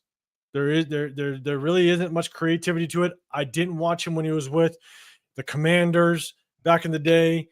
So I don't know exactly what his offense looked like back then, but it is very basic. Maybe it is because it's just, new. You're just trying to build off of what Lugetzi had. But, you look at these type of routes, and sometimes teams run this, right? Don't get me wrong. Teams run it. But it's a 2nd and 15, 2nd and 16, and you're just kind of sitting everybody, right? You're hoping for just someone to find a gap in the zone. I get it. But what we need to work on is receivers have scramble rules, right? When the scramble happens, your receivers need to work a certain way, and there's always rules to it. And I think we got to work on that. Season never stop. I appreciate you coming in. And you look at good comment right there. Man. Yeah, right. You got AOC, he rolls out, right? He rolls out, he tries to buy some time, and we just got too much here. Yeah. You got to have your rules, and a lot of times, basically what the rules are, for the most part, okay? I'm not saying all the time, but for the most part, you always want, he's rolling down to the offense's right. You want that receiver that's opposite, you go straight down the line of scrimmage, because that's the farthest distance to the sideline, right? You got to go straight down the line of scrimmage. You also want this guy, typically, you want him to go deep, take this guy out. You want, I believe this is Trey Tucker. Trey Tucker, get your butt upfield, go about 10, 12 yards, and then cut back down. Then come back to the ball. All right, force your defender to go deep, turn his hips, and then come back. But everybody kind of just gets up in this area, and no one takes that deep route. Yep. So we just got to work on our scramble rules. But it's a new offense, so it's definitely hard to kind of put together, this far into the season when it's a new offense. But just want to point that out. Kind of basic, but definitely need to work on our scrambling rules. This is a 3rd and long. Again, fairly basic. I just, with our inability to kind of protect the quarterback, even though we did a pretty good job, it's another kind of basic. 3rd and 16, same as basically the next play, and everybody just kind of stops at the sticks. Would like to see a little more creativity, but again, I just don't know if that's Scott Turner's MO or not. So, Jason Downs, appreciate you coming through.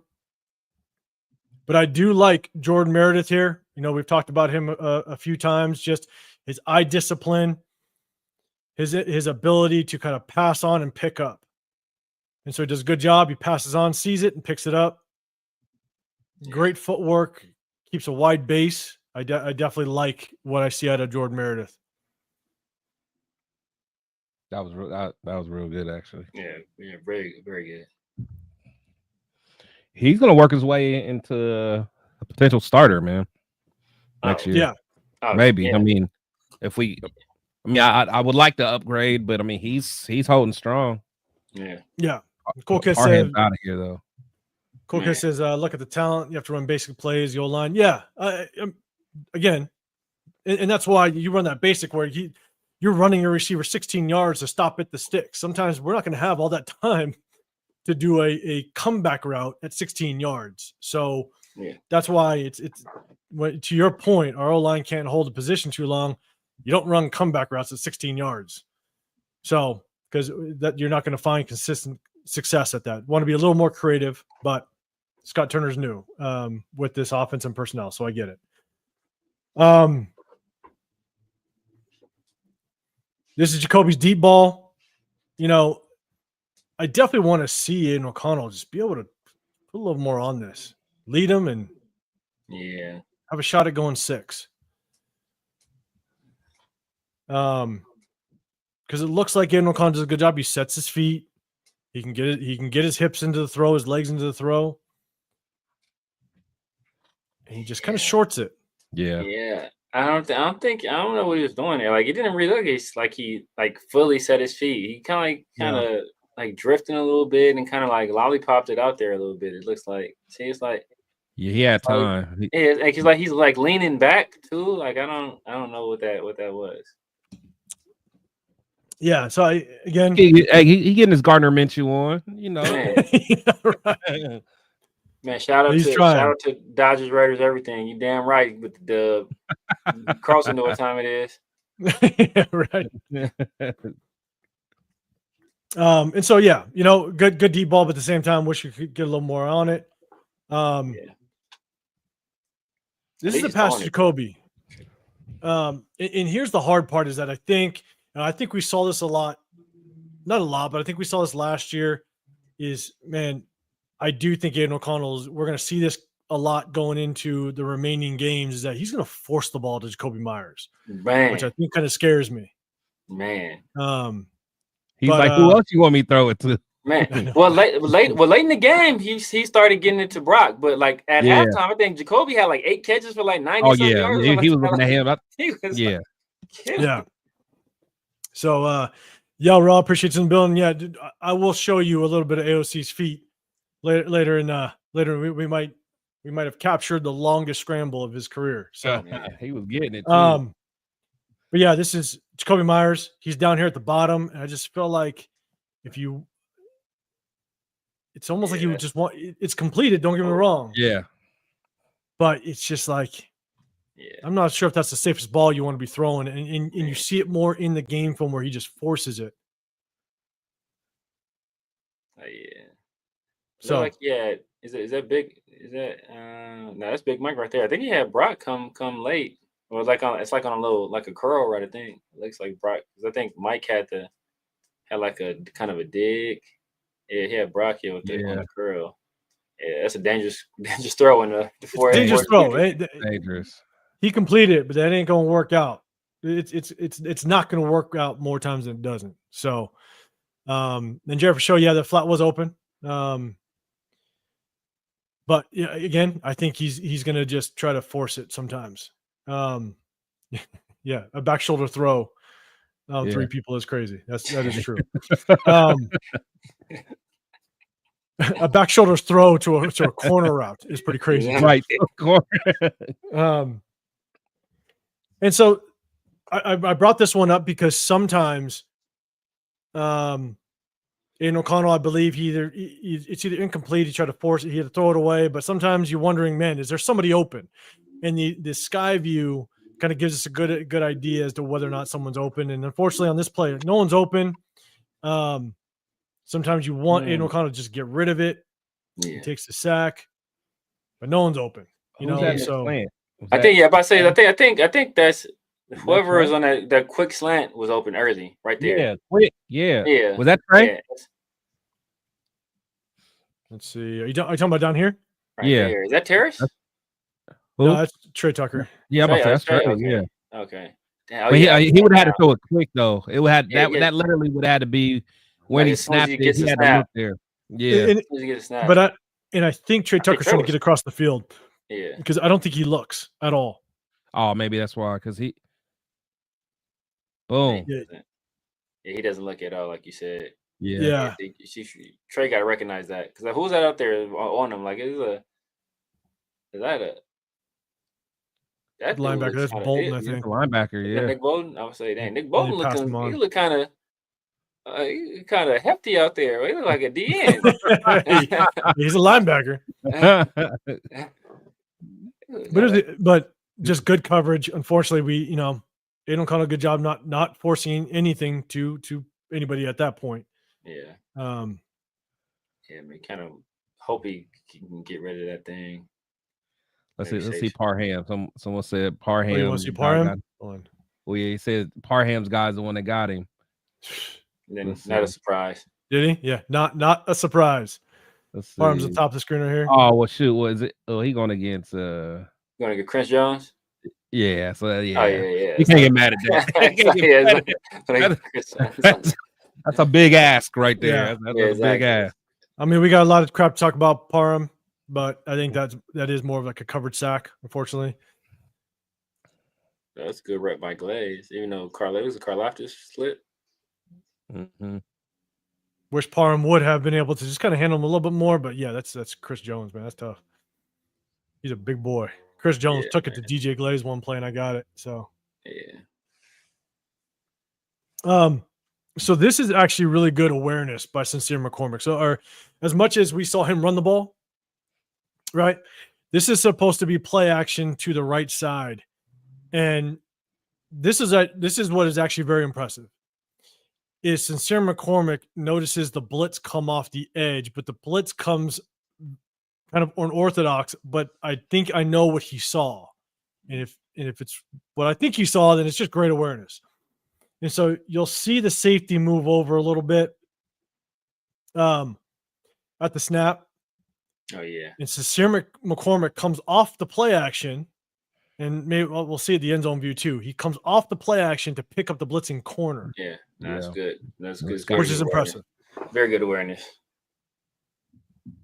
And so you got linebackers here. You got a corner over Trey Tucker. You see the safety kind of cheating up a little bit.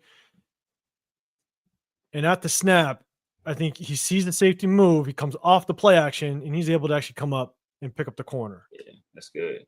Yeah, man. You got, and that's the situation. You need that. You know, you got to help your QB. He has his head turned and trying to execute the play action, so he can't see the blitzer. So, you got to help him out. So that was great awareness. Exactly. And so those are definitely things that, that will bring you up in that depth chart. If you got a guy that's if you got a guy that's running the ball is the same as you, have the same traits, but that play right there, yeah, can kind of push you a little bit above the next guy. I mean, he's running the ball better. And the only thing that Zamir White was good for was pass pro. And if Sincere is making plays like that, right. Right. So let's we're gonna go. Okay, this one's JPJ, man, and JPJ. I just wish his technique could just be better. Yeah, he was pissed off of himself, so it's good. Yeah, you'll see it. But he's at center. He tries to chip, but then go to Bolton, and it just doesn't work. Oh, yeah, you gotta. Yeah, he's pissed off himself. Yeah, which is good. That may have worked in college. Exactly. It might work in the Pac-12. Yeah, and he's gonna have his rookie moments, right? Oh. Yeah. It's almost like that kind of play I want Diablo to do though. See how he just got off that block. He's like move and made a play. Yeah. But look at Nick Bolton though. Look at Diablo. Right. Nick Bolton. But here's the thing though, is like for me, is when JPJ goes and tries to just kind of chip or kind of rub Chris Jones here, it's almost like it's hard for me to imagine it, but it's like when you have like that big kid that's just that bully that's kind of just throws like a hip in you just for a little bit. It's just like, I'm like, just punch him. Don't throw your hip. Don't. Yeah. Like, you don't need. Like just punch him and go. Yeah, he's trying. You just tried too hard to like put my hip in him, and it's just So, again, rookie moments. Hopefully, he learns on it. This is just a bad throw by Aiden O'Connell. This one, I think, I think this is the one that he might have shorted. Yeah. Oh yeah. Oh man. Yeah. But he just dropped that. What I noticed on this one, watch Aiden O'Connell's head. He comes to it and just stares it. Oh, and it was a bad throw. Like he threw it way behind him. Yeah. Was Jacoby? Was he stopping or was he going to keep going? I think he was going to keep going. Yeah, he should have kept going because he should have kept going. Yeah, but it looked like he was about to sit down, wasn't it? No, the DB had his back turned. I think he saw him throwing the ball, so he was trying to make a play. But the DB had his back turned, so he had him beat. Yeah. But here's the thing, though. It's like that's just the end zone view. It's just a really bad ball. Yeah. By O'Connell. Yeah. I don't know if that slip got away from him or what, because. Yeah, that was. Yeah, it looked like maybe it slipped out of his hand or something like that, because that was like. Maybe I'm trying to watch his feet. His feet look okay. He still should be able to make that throw. It's not really a spiral. I think it slipped. Honestly, I think it slipped. because it's not even really looking like it doesn't even look like it's really a spiral in the ball. But what's tough though is we've seen throws like this out of him in the past, unfortunately. Yeah. And there's another one kind of later in the game. Was his injury on his thumb was on his throwing hand? Yes. I believe so, yeah. So maybe it's still kind of bothering him a little bit. That could be, that could be it. So, and then Hear that, you guys? Look, me and Chris tag team to defend Aiden O'Connell. You hear that, y'all? Hey, yeah, hey, we showing nothing but love, man. Here's Sincere's long run. So this is one of his. I think this is his longest run, possibly. Good cut up field. That's nice. Okay. Like the first man miss. That Parham even got some. Parham. Yeah. See it. Let me see. I'm tired of y'all. Huh? He's on Chris Jones too. Oh, you see? Oh, okay. Okay. That's a good block. That's a good block. Yeah. We'll take it. We'll watch Glaze in. Hold on. So did Glaze get Chris Jones? Had to block down. Yeah. No, take good that. Enough. That's good enough. I'll take exactly. I'll take that. I'll take that. For sure. Raider Legions, appreciate you coming in the building. What's going on, Loom? Salute. Yeah. I mean, overall, good job. I mean, JPJ? Man. Yeah, man, that guy's a dog. Jordan Merritt does a good job, squares up and gets his hips around. Yeah. To shield this down lineman. Does a good job working his hips around. Mike? Big Mike? And Big Mike. Big Mike? Hey, he's getting in it. Them boys worked up front. They worked up front that play. For sure. Yeah, for sure. Yeah. Ooh, get him up out of there. That's Drew Crenton against Drew Tranquil. Yeah, that's a good play. So we'll take that. Absolutely. So this is the one where Severe, we were talking about, like, defense communication, right? We had issues. We were talking about how Patrick Graham and our defense, we have miscues. We're just not communicating. We did it a little bit better earlier in the film. But, man, watch the Chiefs defense with their communication here. And it's impressive. I mean, this is what you want to see when you see motion, audibles, adjustments. As soon as the audible happens, they're all talking. They're pointing. They're moving. They're getting to their spot. Yeah. At the snap, they're ready. Yeah. Yeah. I mean, watching that progression of the audible, the adjustment, and the Chiefs defense adjust to everything. And Spags, they talk. man. Spags. Yeah, exactly. Look at them. They're yelling. Everybody is. Yeah. And Bolton, I mean, you can tell Bolton really, he controls that middle of the field. So he's getting people lined up. Exactly. That's just a well-coached defense. Yeah, that's a well-coached defense right there. And this is DJ Glaze's sack. So he's going against Chris Jones. All right. Rookie, welcome to the NFL. So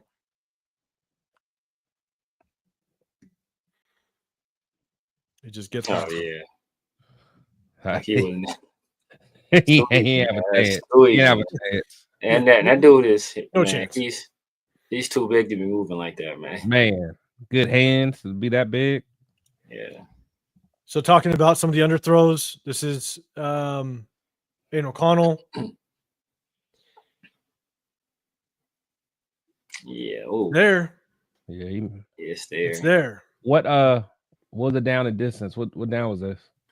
I think when it pans back, we'll see first down. Yeah. You got to make that, Aiden. Got to make the throw. Yeah. He'll make a back shoulder throw between three defenders. Right.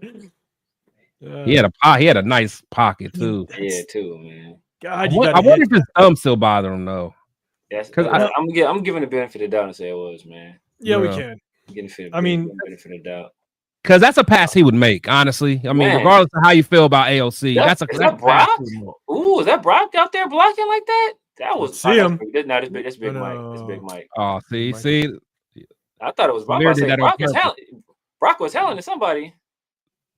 Severe did that on purpose, man. He knew I was about to say something. I'm gonna be like, see. like Tyree on the unblocked play. see, look, told you Tyree was coming along. This DJ Turner's catch and run does a good job. Gets on just kind of just a bounce. I like a retract motion. I like that, man. Way to make the guys miss. Man, good play. Like that. Big. That was big too. Get your athletes in space. He's so small, bro. He stood up. He stood up talking stuff, man. I was like, this dude is little as I don't know what. Jeffrey said the real sweet feet is Chris Jones. Hey, don't take that away from Mumford. Man. That's all Mumford got. Something to say about that. That's all Mumford got. That's all he's got. But I like that. I like the use of man. That's just something that Mike McDaniels does. Something Sean McVay does. I like the use of pre-snap motions to get a leverage advantage against the defense.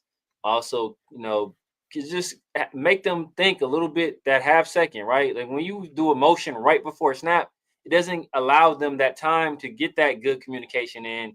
Yeah. It's something it has at that point. It has to be okay. They have to know it. It has to be muscle memory. They have to know it. Hey, if this guy's out here, that's it takes more eye discipline, more reading their keys. So you can get those guys and you can get that leverage advantage. And that's what we did there. We was able to get one of our faster guys, with some leverage and get him out in space, and he can make plays. Look, I like the use of that. The Dolphins do that superbly. Oh, that's all. And Green Bay, Green Bay, they do that a lot in the run game, right? Like they use that they use pre-snap motion to get those advantages. So like we need somebody that's gonna utilize that. Yeah, and Jason Down says he knows that with Mayer back, the run game is a little juice. Yeah. And that's where I think it hurt. And there's another play. There's in a couple of plays that I think it's a difference between what running backs that understand how to find the hole versus running backs that run the back of our offensive linemen. Our offensive line has now been fully healthy for 2 straight weeks. And now you got Michael Mayer back that I think was going to be a key vital part to this run game. And so everything that was happening earlier in the season, again, we'll say it. I know we've said it. I'll say it again. Like it's not all in Luke Getsy. He was missing pieces that we never had. For sure. And they're using Michael Mayer as a lead blocker a lot. So this is Aiden O'Connell just forcing it to Jacoby Myers again. About to get that's what you call a hospital ball right there. You just can't force this. Did he have the guy up top? I'll go back to the sky view in just a second. I say, but this how we talk about Minshew. This how you get a good dude. This how you get somebody lit up. This how you get somebody lit up. You lucky he was going for the balls. If he was just going to try to crack Jacoby, that's night. Who's that? Trey up there? Let's see. Trey. That would have been tough. Really. That would have been tough. Yeah, he'd run out of real estate. Yeah, I'm about to say if he had more room, because the dude wouldn't have been able to get on top of. But yeah, and hopefully Aiden could actually get it there. Yeah, sure. But yeah, you don't force it. Yeah. That's gonna get his players killed. So this is the 4th and short. We'll talk about this one real quick, but it's tough. You got a bunch of undersized running backs trying to run on 4th and short. Yeah, it's not gonna happen. We ain't got no big dog. We don't have none of our guys are really that physical back to get it. I mean, that's one thing I'll give JJ. JJ was good at that. JJ would will it. He would, even if he didn't initially have it, his will would come through and he'd get a yard right there. But you got Amir Abdullah, who's like you hear this guy's tone. You hear this guy's tone. That's one thing I'll get JJ. Like that's one thing I give him. That's the one thing I. This is the one thing, man. I give him. That's just the one thing. Now this is a lot of this is on DJ Glaze. DJ Glaze, he's got to make sure that he protects his inside gap first. We're running a power play out the middle. Got to protect the inside gap. Linebacker shoots this gap.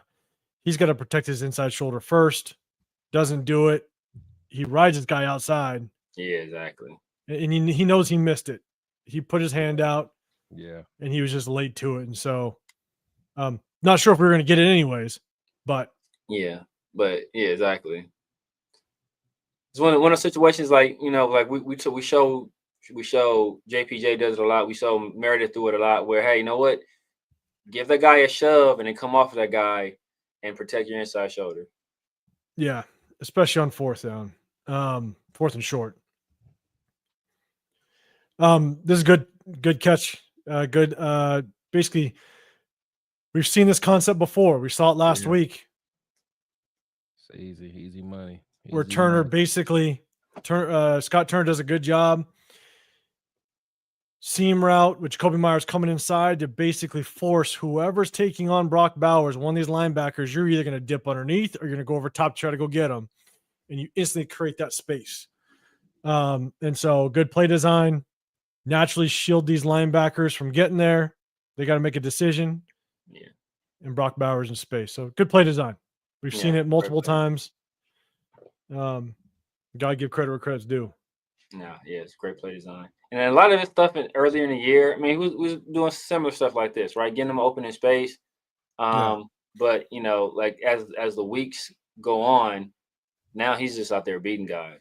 Like, we don't have to do this stuff as much anymore. We can just line them up man on man and let them beat somebody. And that's the kind of development I kind of like to see out of him. Yeah. So this one real quick, I'll go back to the end zone view. What's tough is DJ's glad he just got to get just a little better feet. Unfortunately, he just gets knocked off his spot. Momentum takes him. Yeah. He's got to get better just setting his base on the pull. He was moving. He was. It's actually surprising to see that he gave up that much ground. I mean, for as big as he is, and he was moving. Yeah. So this one's tough. It's just, in my opinion, it's just bad play design. I'm not exactly sure kind of where we came up with this. It's like, that's like an old halfback toss. It's a halfback toss. But I think this is Brock Bowers down here. He just bypasses the corner to get here. Bolton comes over, so he scrapes over, does a good job. Was somebody pulling that's supposed to get that? Yeah, that's what I was thinking. No, nothing. Oh yeah, that somebody did something incorrectly. Somebody did something somewhere. Yeah. Either somebody was supposed to pull and Brock thought somebody was going to cover that, or Brock did just messed up and thought. So I mean, it's tough. Again, either bad play design, someone missed their assignment. Could be either or. Either way is bad. It's bad play design either way. Yeah, it was tough. Right. This Brock Bowers one-handed catch at the top of the screen. Great throw. That was so fire. Monster. That was so fire. And that's what showed a little emotion too. That's what I'm talking about. Hey, he been coming out of his shell, man. He has. Out of his shell, man. He been out of his shell. That's all I like to see, man. He been, I don't know who he's kicking it with in Georgia, but here he kicking it, he kicking with some, some different group of people. Yeah, Aiden just ball by Aiden too. That's good ball by Aiden. That's a very good ball. The only put it where only Brock can get it. And if he wasn't interfered with, that might be six. Hey, look at Glaze on this rep. That's with Chris Jones doing work. Let's go. Okay, Let's go. He's waking him up. Let's go. He's waking him up. I like it. Exactly.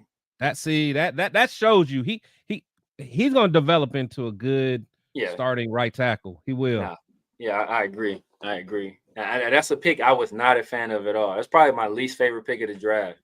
And outside Eichenberg. I was about to call you out for just a second. It was DJ Glaze, and he's actually turned out to be. It probably might be our third best pick, and that's only because Brock and JPJ are both playing. Like in a lot of drafts, he would be our best pick. Far. So Exactly. If Brock wasn't playing at an all-pro level and JPJ playing at a very, very above average center at this point, you can't complain. Like that's three straight hits. I'm good with that all day. Well, I think it was also just a lot of us thought it was either quarterback or maybe an offensive tackle. We didn't do it, and so then it's almost like it was a stretch or we panic picked in the third round because we did take Brock. So I agree on this one. I think it's just a missed opportunity. Got Jacoby Myers down here. Bang. The one time he don't look for Jacoby. Now, the only thing I will say is that he was under pressure quite a bit. It was tough, but because this is where Colton kind of gave up the sack. Yeah, he got him off. It got him off his spot a little bit, but again, it's tough. Just missed opportunity. Yeah. If you anticipate the throw, hit him on his break, you might be able to get it. But yeah. See, that's the thing. That's where you throw in anticipation. Yeah, throw to a spot, let him get there. But Colton didn't do him any favors. Pressure came fairly quick, and that was honestly, I'm not even mad at that sack, to be honest, because he didn't really have nowhere to go as far as like he couldn't step up into the pocket. Yeah. Like I mean, unless he got rid of it, like I'm not tripping on that one. I'm not tripping on that one. No, the only thing is that I wish you would have been able to see it better, because if you watch, we're gonna go in. Watch his head. Yeah, his head goes to the right. Yeah, correct. His head goes right. Yeah. But there's no safety. Like, you got to know Jacoby Myers is going to hit that seam wide open. You got to trust that he is going to hit that seam wide open. If he throws it now and let Jacoby run under it. Oh, yeah, he's good now. Yeah. So it's just he's looking right, so he never sees it. So I wish he would have been able to look left, knowing that Jacoby's going on that seam. There's no safety. Trust he's going to get open. Yeah. So, but that's right. Again, like we know, we've watched Minshew miss plenty. So, yeah. That's what I'm saying. Yeah, I'm not even tripping on that. Exactly. Here's Colton's first second in a while. That's Colton's first second in a minute. Mm. Here's Amir Abdul's return. Show him some love on the return game. Nice little cut. Yeah. Ooh. I thought he was about to be. I thought he was out of there. I thought he was out of there. I don't know who caught him. Yeah, somebody. Yeah, who's that? 2-7? Yeah, some wheel. I thought he was gone. I was mad. I was like, oh wait, no. I was like, yeah, go. I was like, oh no, stop. It's like, pull a hammy. Stop this man. Man. Raiders smoking the building. Appreciate you coming through. Drift for sure said, them old legs caught up to him. Yeah. And Raiders smoke. We're going to talk about quarterbacks here in just a second. But we're going to go through. We're just about to get to the final drive. I promised you're going to look at Aiden O'Connell's longest rush of his career. Yes. So we'll check this out. Look at this scramble. Oh, you guys want a mobile quarterback? Let's go. Go ahead. Let's go get it. You want a mobile quarterback? There you go. This is what we've been looking for. That's rec league level running right there, baby. That spin is what got it though. That spin is clean. I'm out. Agility. Oh. He's about to fall over. He's about to fall his whole feet. It ended up getting called back as a penalty. If he would have failed, it was a penalty, but hey, the penalty was because he twisted up that lineman so quick. Exactly. Lineman didn't know what to do. Lineman didn't know what to do. It looked like he caught his feet, but man, if he would have fell forward, bro, I would have been climbing this man, bro. Oh man, you tripped over your own feet, man. Yeah, rolling from 70 speed. Exactly. He did. He on the phone 100%. With him right now. He on the phone with EA right now. Like, y'all saw it, right? Y'all saw it. Hey, Ocho Cinco, you see me? Oh man. All right. This is the TD to Brock. I mean, another great throw by Aiden O'Connell. Just dropped it in the pocket. Good throw. Yeah, that was perfect. A dime. A dime. That was good. That's a good route. That's a good route by Brock too. I give him stuff for the route running. That was a nice route. Just great touch on the ball. Right there. Good job. Yeah. I feel like people have trouble like putting their hands on him, man. I don't like because he's big, but it's like he must be like country strong. Yeah. But, you know what I'm saying? Because it's like you see people try to jam him a little bit, and he always gets separation. What they were saying was that like he don't look as fast as he is, so you be like, all right, he ain't that fast. But And then he then run when you by get a you. point, you like, okay, dang, this dude was kind of. Yeah. Yeah, I mean, just It's like a wild horse. He don't run like you see my. He run kind of goofy, but he yeah. just, Like he don't run like somebody like Vernon moving. Davis used to run Yeah. with that speed, but he be moving. yeah. He moving. It's like it don't. It's awkward, but it's like, bro, he's getting up on you though. Yeah. And Yeah, look at the sauce at the end though. That's what I Yeah. like to see, bro. He's doing it for Severe now. That's what he's doing. Yeah, good step on the pocket, good touch. Yeah. And man, just drops it in there. And that was great protection too, because like I said, if he had that much time on that last play, maybe Jacoby is a touchdown. Yep. Yeah. Yeah, Big great Mike. protection. That Big Mike. I'm gonna leave Big Mike alone, man. Hey, leave my dog alone, man. I'm Leave leaving Mike alone. I am. Out there, physical. He Look handling. at it. Oh yeah, look at him. Look at him. That's Carl Loftus too, ain't it? That's George. Yeah, I'm not mad at Mike. Man, Lou I love that 50 Tyson mixtape. That's wow. The sauce, man. The sauce from my guy. I'm liking what I'm seeing out of Brock, man. So this is what we've been waiting for with some of our running backs. Yes. Outside. That jump cut to the outside. As much as we've been struggling with our running game, I think we finally have running backs that can see the hole, that can find the opening. This is what we've been missing. Zamir White hasn't been able to do it. Alexander Mattson hasn't done it Consistently. Yeah, their ability to bounce outside when everything's clogged up a little bit. This is what we've been waiting for. Yeah. Parham, that was a good pull by Parham too, honestly. Yeah. We've seen Madison do it some, just not consistently. Not since he was the starter. When he got he got the starting job and he just like something happened. But yeah, jump cut right there, man. That's with intention too. Yeah. It's like fastest is just intentionality. That's the problem. Intentionality and decisiveness. So, and good job. Yeah, it is a good job by Parham getting across the line, having that awareness to get to the second level, find that next color, and get his man. So he got some bursts in him too. I mean, he got that outside and was out of there.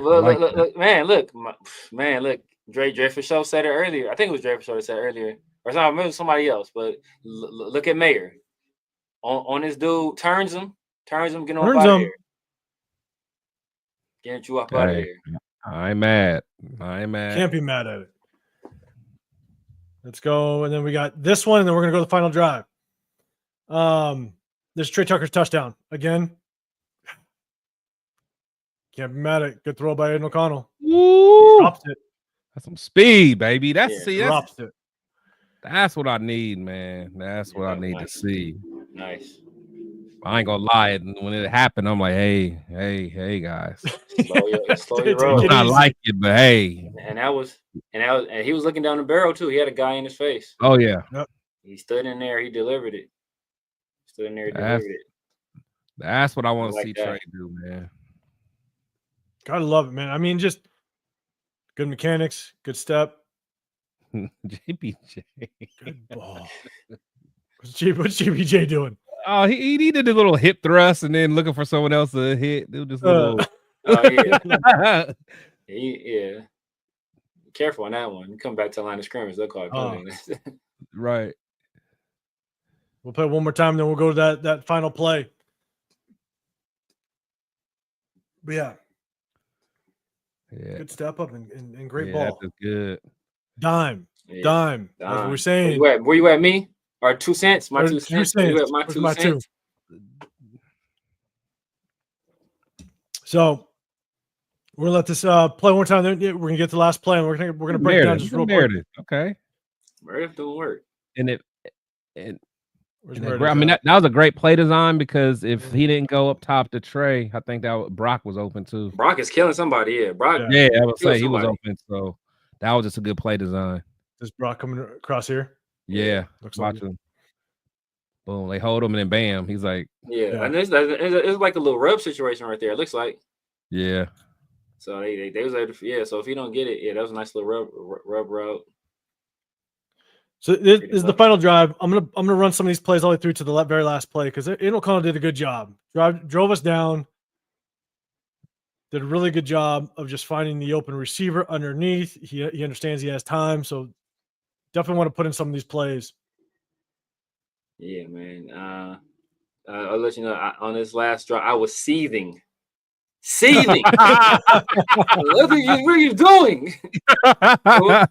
when the Chiefs, I think they had the 3-0 before this, I was like, you mother effers. If you mess this up for me, if you mess this up for me, I swear I'll never forgive you, Andy Reid. Never forgive you.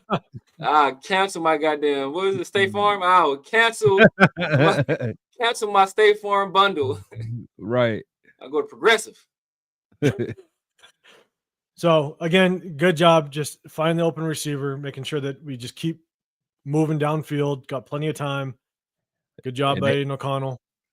I'm telling you, and I know I mentioned it after the game, man. He looked good with tempo. Yeah. Didn't give the defense a chance to truly get set. Yeah, I was looking at that time. I was like, you. I mean, that was the one right there. That was the one right there. I'm like, I saw that. I was like, look at it now, though. Not to take anything away from Aiden, but not like these like high levels. Not like this. Not like his high level throws out there. This is a good throw, but what I'll say is like the throw he had to I think it's Tucker on the next one is actually really impressive. Yeah. But hell of a throw. I mean, you basically move that chains. You're getting to the opposite side of the 50. I mean, it's huge. Yeah. And these first three, like I said, these plays I expect an NFL quarterback to make right here. Like that's like, like you got the inside of the field. As long as you just, leave it inside, kind of throw it out in front of Mayer or Brock, rather. It's plays I expect him to make. And a lot of times in this type of situation, you'll see defenses kind of give you underneath a little bit. That's why he dumped off to Amir Abdullah. He had that quick little hitch route to Mayer. So it's like defenses will let you trickle down the field just a little bit, because they're not going to let you beat them deep. Right. So you'll see this a little bit. That was a good find. That's a dime right there. There. That's a dime right there. This was the throw that I really liked. And hell of a catch, too. Yeah. Kobe's cold, man. He's cold. Kobe's cold, man. I think he only has one drop all year. He had one drop. It was a bad one, too. I can't remember what game it was, but it was a bad drop. Yeah. But I remember when he did it. Like I couldn't get mad at him because that's not who he is. Well, this is it's a simple route concept, but what's good is that Aiden O'Connell, he's basically reading this linebacker. If this linebacker comes in, he's trusting that Jacoby Myers is going to beat the corner. So he's got a lot of trust in Kobe Myers to beat the corner. So this linebacker, if he goes in with, I think this is Brock Bowers, then he knows quick slant up top. And so basic read, but at the same time, you got to get the ball out on time, and it's got to be a good throw. So that's a throw. Right there. That's a great throw. That's a great throw. Between two defenders on time, like that's great. I like the decisiveness too.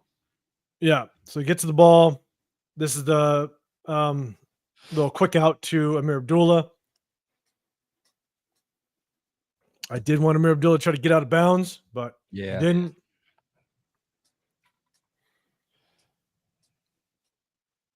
But then we go in and we spike it after this, and we'll break down this last play real quick. Chad, everybody, let us know what you think was what went wrong on that last play. We'll get through the spike because they just spike it. Yeah. Or what went right. Exactly, right? You know what time it is. You know what time it is. Oh, man. And VB's coming off a broken thumb. That's why, you got to definitely give him some leeway, especially on some of the missed throws. And so, spike too early, but Jefferson spike too early. Yeah. If you want to drain the clock, but I don't know if AP was truly trying to drain the clock. He wasn't. He wasn't. So here's the rundown of it, right? We're all getting to the line. Snap goes. No one's set. Yeah. A flag goes here and a flag goes down at the bottom of the screen. and they obviously recover. We'll watch the end zone view one time.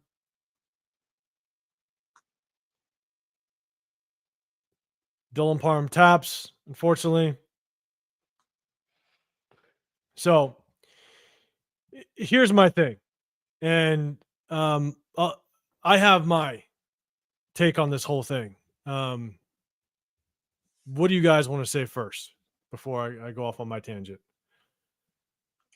I mean, I think, I don't know if it was like, maybe it's a tick, but, Aiden O'Connell clapping, I think the clapping that made Parham tap JPJ, which made JPJ snap the ball, which resulted in that fumble. So I don't know if it's a situation where he was like, hey, getting up to the line of scrimmage, like, hey, let's go, tempo type deal. But the clock was stopped. So I don't know why you would be getting up there clapping your hands like that. Like, there's no, the clock is stopped. Right. Wait till he's ready. Before, so. And one thing I noticed was in the plays before, Aiden O'Connell was doing the same thing where he was trying to rush everything up, and he was basically giving the same mannerisms where he was just clapping, rushing. Yeah. And Dylan Parham would jump up, tap, and then the snap would happen. Yeah. And so I think they were just kind of in that up-tempo mode to where when Aiden O'Connell went to the podium after the game and said, that's on me, I actually do think it is on him. Yeah. I do. Because I agree. Because they're operating on a silent. They're operating on a silent count. So generally, it's that clap. Yeah. And watch Dylan Parham. As much as people say that he didn't check, watch Dylan Parham when he comes up. Yeah, right here. Yeah. His head turns to Aiden O'Connell, but he hears and he might have seen the clapping, and so he came back real quick. So watch his head. He checks, and that was when Aiden O'Connell was clapping. Yeah. So I think he thought, okay, we got to go. Yeah. And so when I went back and watched, I was like, okay, I actually think Dylan Parham did think that Aiden O'Connell clapping, it was go time. Yeah. Or maybe he thought that that Aiden saw something that he could take advantage of quickly. Yeah. Not necessarily like because the clock was stopped. Catch the defense before they're set. Yeah, maybe he saw some. So I mean, it makes sense. It definitely makes sense. Yeah, so a lot of people are thinking it was on Dylan Parham, but I'm like, I don't think it was in that one. I think he saw the clapping and was like, okay, we got to hurry. Why you're hurrying, I don't know, but you got to hurry. Now, here's my take, right? Ultimately, they called an illegal shift, right? The play stopped, which technically this ref, he throws the flag. The ball snapped. He throws the flag. His hand is already to his mouth, which tells me he's blowing the whistle. Yeah. And in AP's presser, he said he heard a whistle. He heard the whistle. And AP's right there. Exactly. I think this is AP right here. Yeah, that's him. And so the ref already has his hand to his mouth because all the line judges, they hold the whistles on their hand. Right? He's thrown the flag. He's going in and he's giving either that false start or that illegal formation signal. Yeah. But this ref down below, he throws the flag, and I think he's the one that calls the illegal shift. Legal formation. The illegal shift. Yeah. Which is correct because there was still a bunch of movement at the snap. Yeah. So that call is correct. The illegal shift, in my opinion, you got movement. No one's set. So the illegal shift, I think, is the correct call. But the problem is you have an inadvertent whistle before the fumble was recovered. Yeah. And I think that's where they screwed us. Was at the end of the day, it should have been an inadvertent whistle, or they helped us. #SS. Exactly. He's already blown his whistle. Ball's still around. He's running off his spot. If he runs off his spot, that means he's stopping the clock. That means the play's dead. Yeah. If the play continues, he holds his spot. The line refs have to hold their spot. Yeah. But him coming off that spot quickly means he's blowing that play dead. Yeah. And so to me, that tells me he blew the whistle. That should have been an inadvertent whistle, replay the down. Yeah. But that was the ref's opportunity to give the Chiefs basically the win. Hey. Shucks. I know. We could have won. Oh, oh my Hot God. damn. Oh my goodness. Oh no. So- Oh no. See, because my thing is, I mean, when I look at it, see, because did they call illegal shift or illegal motion? Yeah, or It was illegal formation. shift. Okay. It was a legal shift. Because illegal formation, that is alive, right? Illegal formation. If is it's a live. formation. Yeah. So they'll that's let the play continue. yeah. The problem with that is that because usually in those situations, there's a clear recovery after the play. So even if in live ball situations, I don't know if they They'll give let it it be back to live. the I don't think they give it back to the offense all the time. I'm trying to think of situations like sometimes that they'll call it, and if there's no clear recovery, they'll give it back to the team that had the ball. But if there's a clear recovery, then whoever has the ball gets the ball. I want to say that happened. Did that happen early in the year? I want to say that happened with the Saints or somebody like that. I don't know. But V. Beasley, you're saying is illegal shift a live ball penalty. So it depends. Like we came up and we spiked the ball. So the clock is actually dead. Yeah. And so if it is, it basically because the clock is dead, let's say like the defense jumps off sides, it's a legal shift, or legal motion or what have you, the refs typically will let that play go. It's almost like a free play for the defense. Because if that offense throws an interception, the defense can decline it, and then they get the ball. But if it was a running clock, that's when the refs have the discretion of calling it dead, depending on what the penalty is. And so, but typically they let it run. But at the end of the day, to me, I feel like the ref blew his whistle, which means it's an inadvertent whistle. You replay the down. Point blank, period. And that's just, again, I think Gunsmoke, you're saying that, or Dre for sure, you're saying they said false start at first. Did they say false start? Because I wasn't sure if they said it or not. I don't think they said false start. I think they said false start. So, in Gunsmoke, you're right. Like the recovery shouldn't matter if the play was called dead, but they let it go, and which they never should have because the play was blown dead. But they gave the Chiefs a win, and so at the end of the day, someone had money on the game. But yeah, so that's kind of it.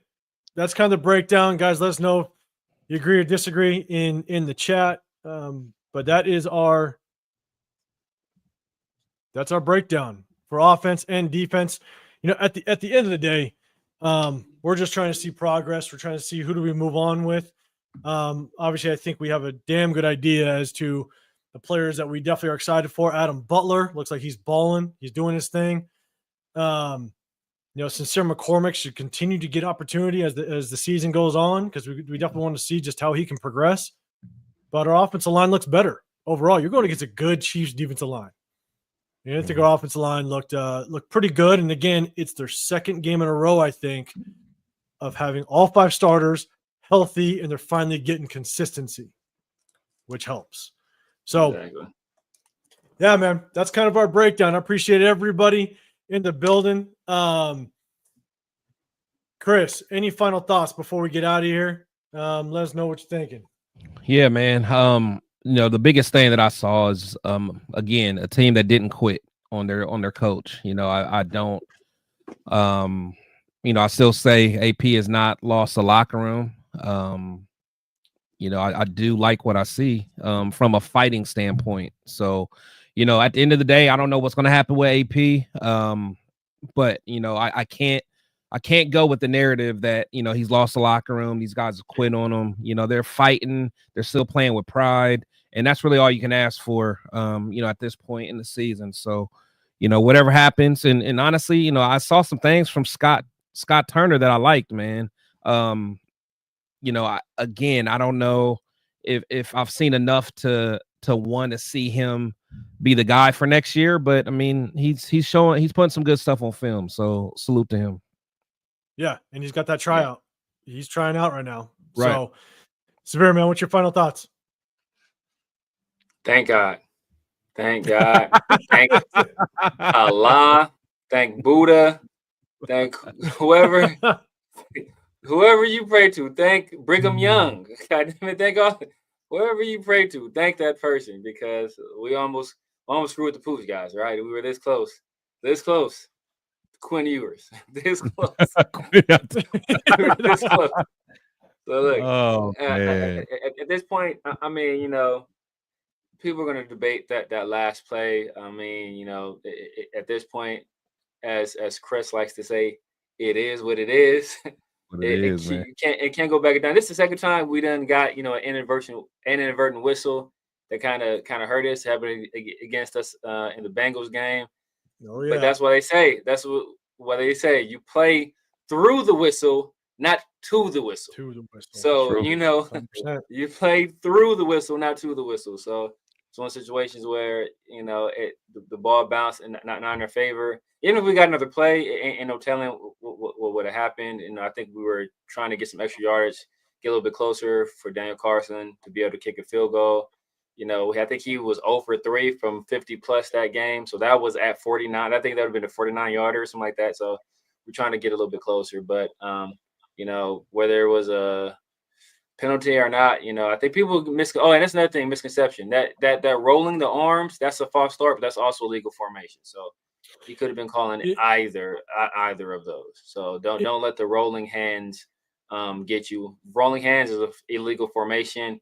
Like a chopping motion out with two hands, that's an illegal shift. So the false start in that has the same. But to everybody saying that it was potentially a false start, it could have been, given the fact that that ref came off his spot and called it dead. Yeah. So maybe it was. Yeah, that possibly. I'm just looking at the motion of the players, where I could have seen him want to call legal formation, because you saw Brock trying to wave the outside receiver off the line. Exactly. So I'm like, that's what I was thinking. Yeah, I was just reading the formation and in the motion, but because he came off his spot and blew the whistle, maybe it was technically a false start. So, but yeah, Severe, go ahead. My bad. No, that's what I'm saying. I mean, everybody's saying that they heard a whistle. I don't remember hearing a whistle. I know the Raiders sideline said they heard a whistle.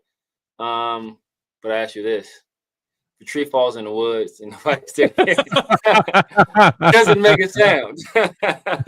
Doesn't make a sound. Not when it's hashtag SS. Not when it's hashtag SS. That's a damn right. Man, exactly. No, Trevor's like, man, this show's getting out of hand. That's what he said. So, no, man. Hey, I agree. A lot of good things to take from this. Look, we battled against the Chiefs. You know what I'm saying? As a defense, they played well. There's so much drama that happened after the game that everybody really didn't talk about how well the defense actually played. They did play well. Oh yeah. You know, you hold the Chiefs to minimal points. You take it to them. Get quite a few key stops, putting pressure on Patrick Mahomes. We sacked him, a handful of times. I mean, we got to him. You know, we didn't make his life easy, and so, you got to make sure. You got to make sure that you give credit to the defense as well. But look, Aiden O'Connell has, I think we were saying before, I forget the exact number, like 5 more games. I think it's 5 more games that he has to prove whether or not he is that quarterback moving forward. So this is his tryout. This is his opportunity. No matter what, he's going to be on the roster next year, most likely, unless some crazy trade does happen. Yeah. But most likely he will be on this roster next year. And so, because you need a viable backup, you need someone that is reliable, that can come in and help you out if your starter does go down. So, but ultimately, this is his tryout. Let's see what he can do. He's got 5 games to make it happen. So I appreciate you guys sticking with me. I appreciate everybody in the chat. Make sure you guys check in. Hit that like button on your way out. Hugh Jackson, you just entered the building. I appreciate you. We just went through both offense and defense, broke down the game film. Make sure you check it out once we get out of here. But make sure you guys come back to us Sunday. We'll try to hit next week. Go over this film again. We got the Bucks this weekend. It's going to be a good game, big game. Hashtag SS. Let's just keep it competitive and keep with the goal. So appreciate it. I got Chris, Protect the Show podcast, the Severe Raider. I'm 805 Raider, Real Talk Raider Nation. I appreciate you guys sticking with us, and we'll see you guys on the next one. We're out. Peace.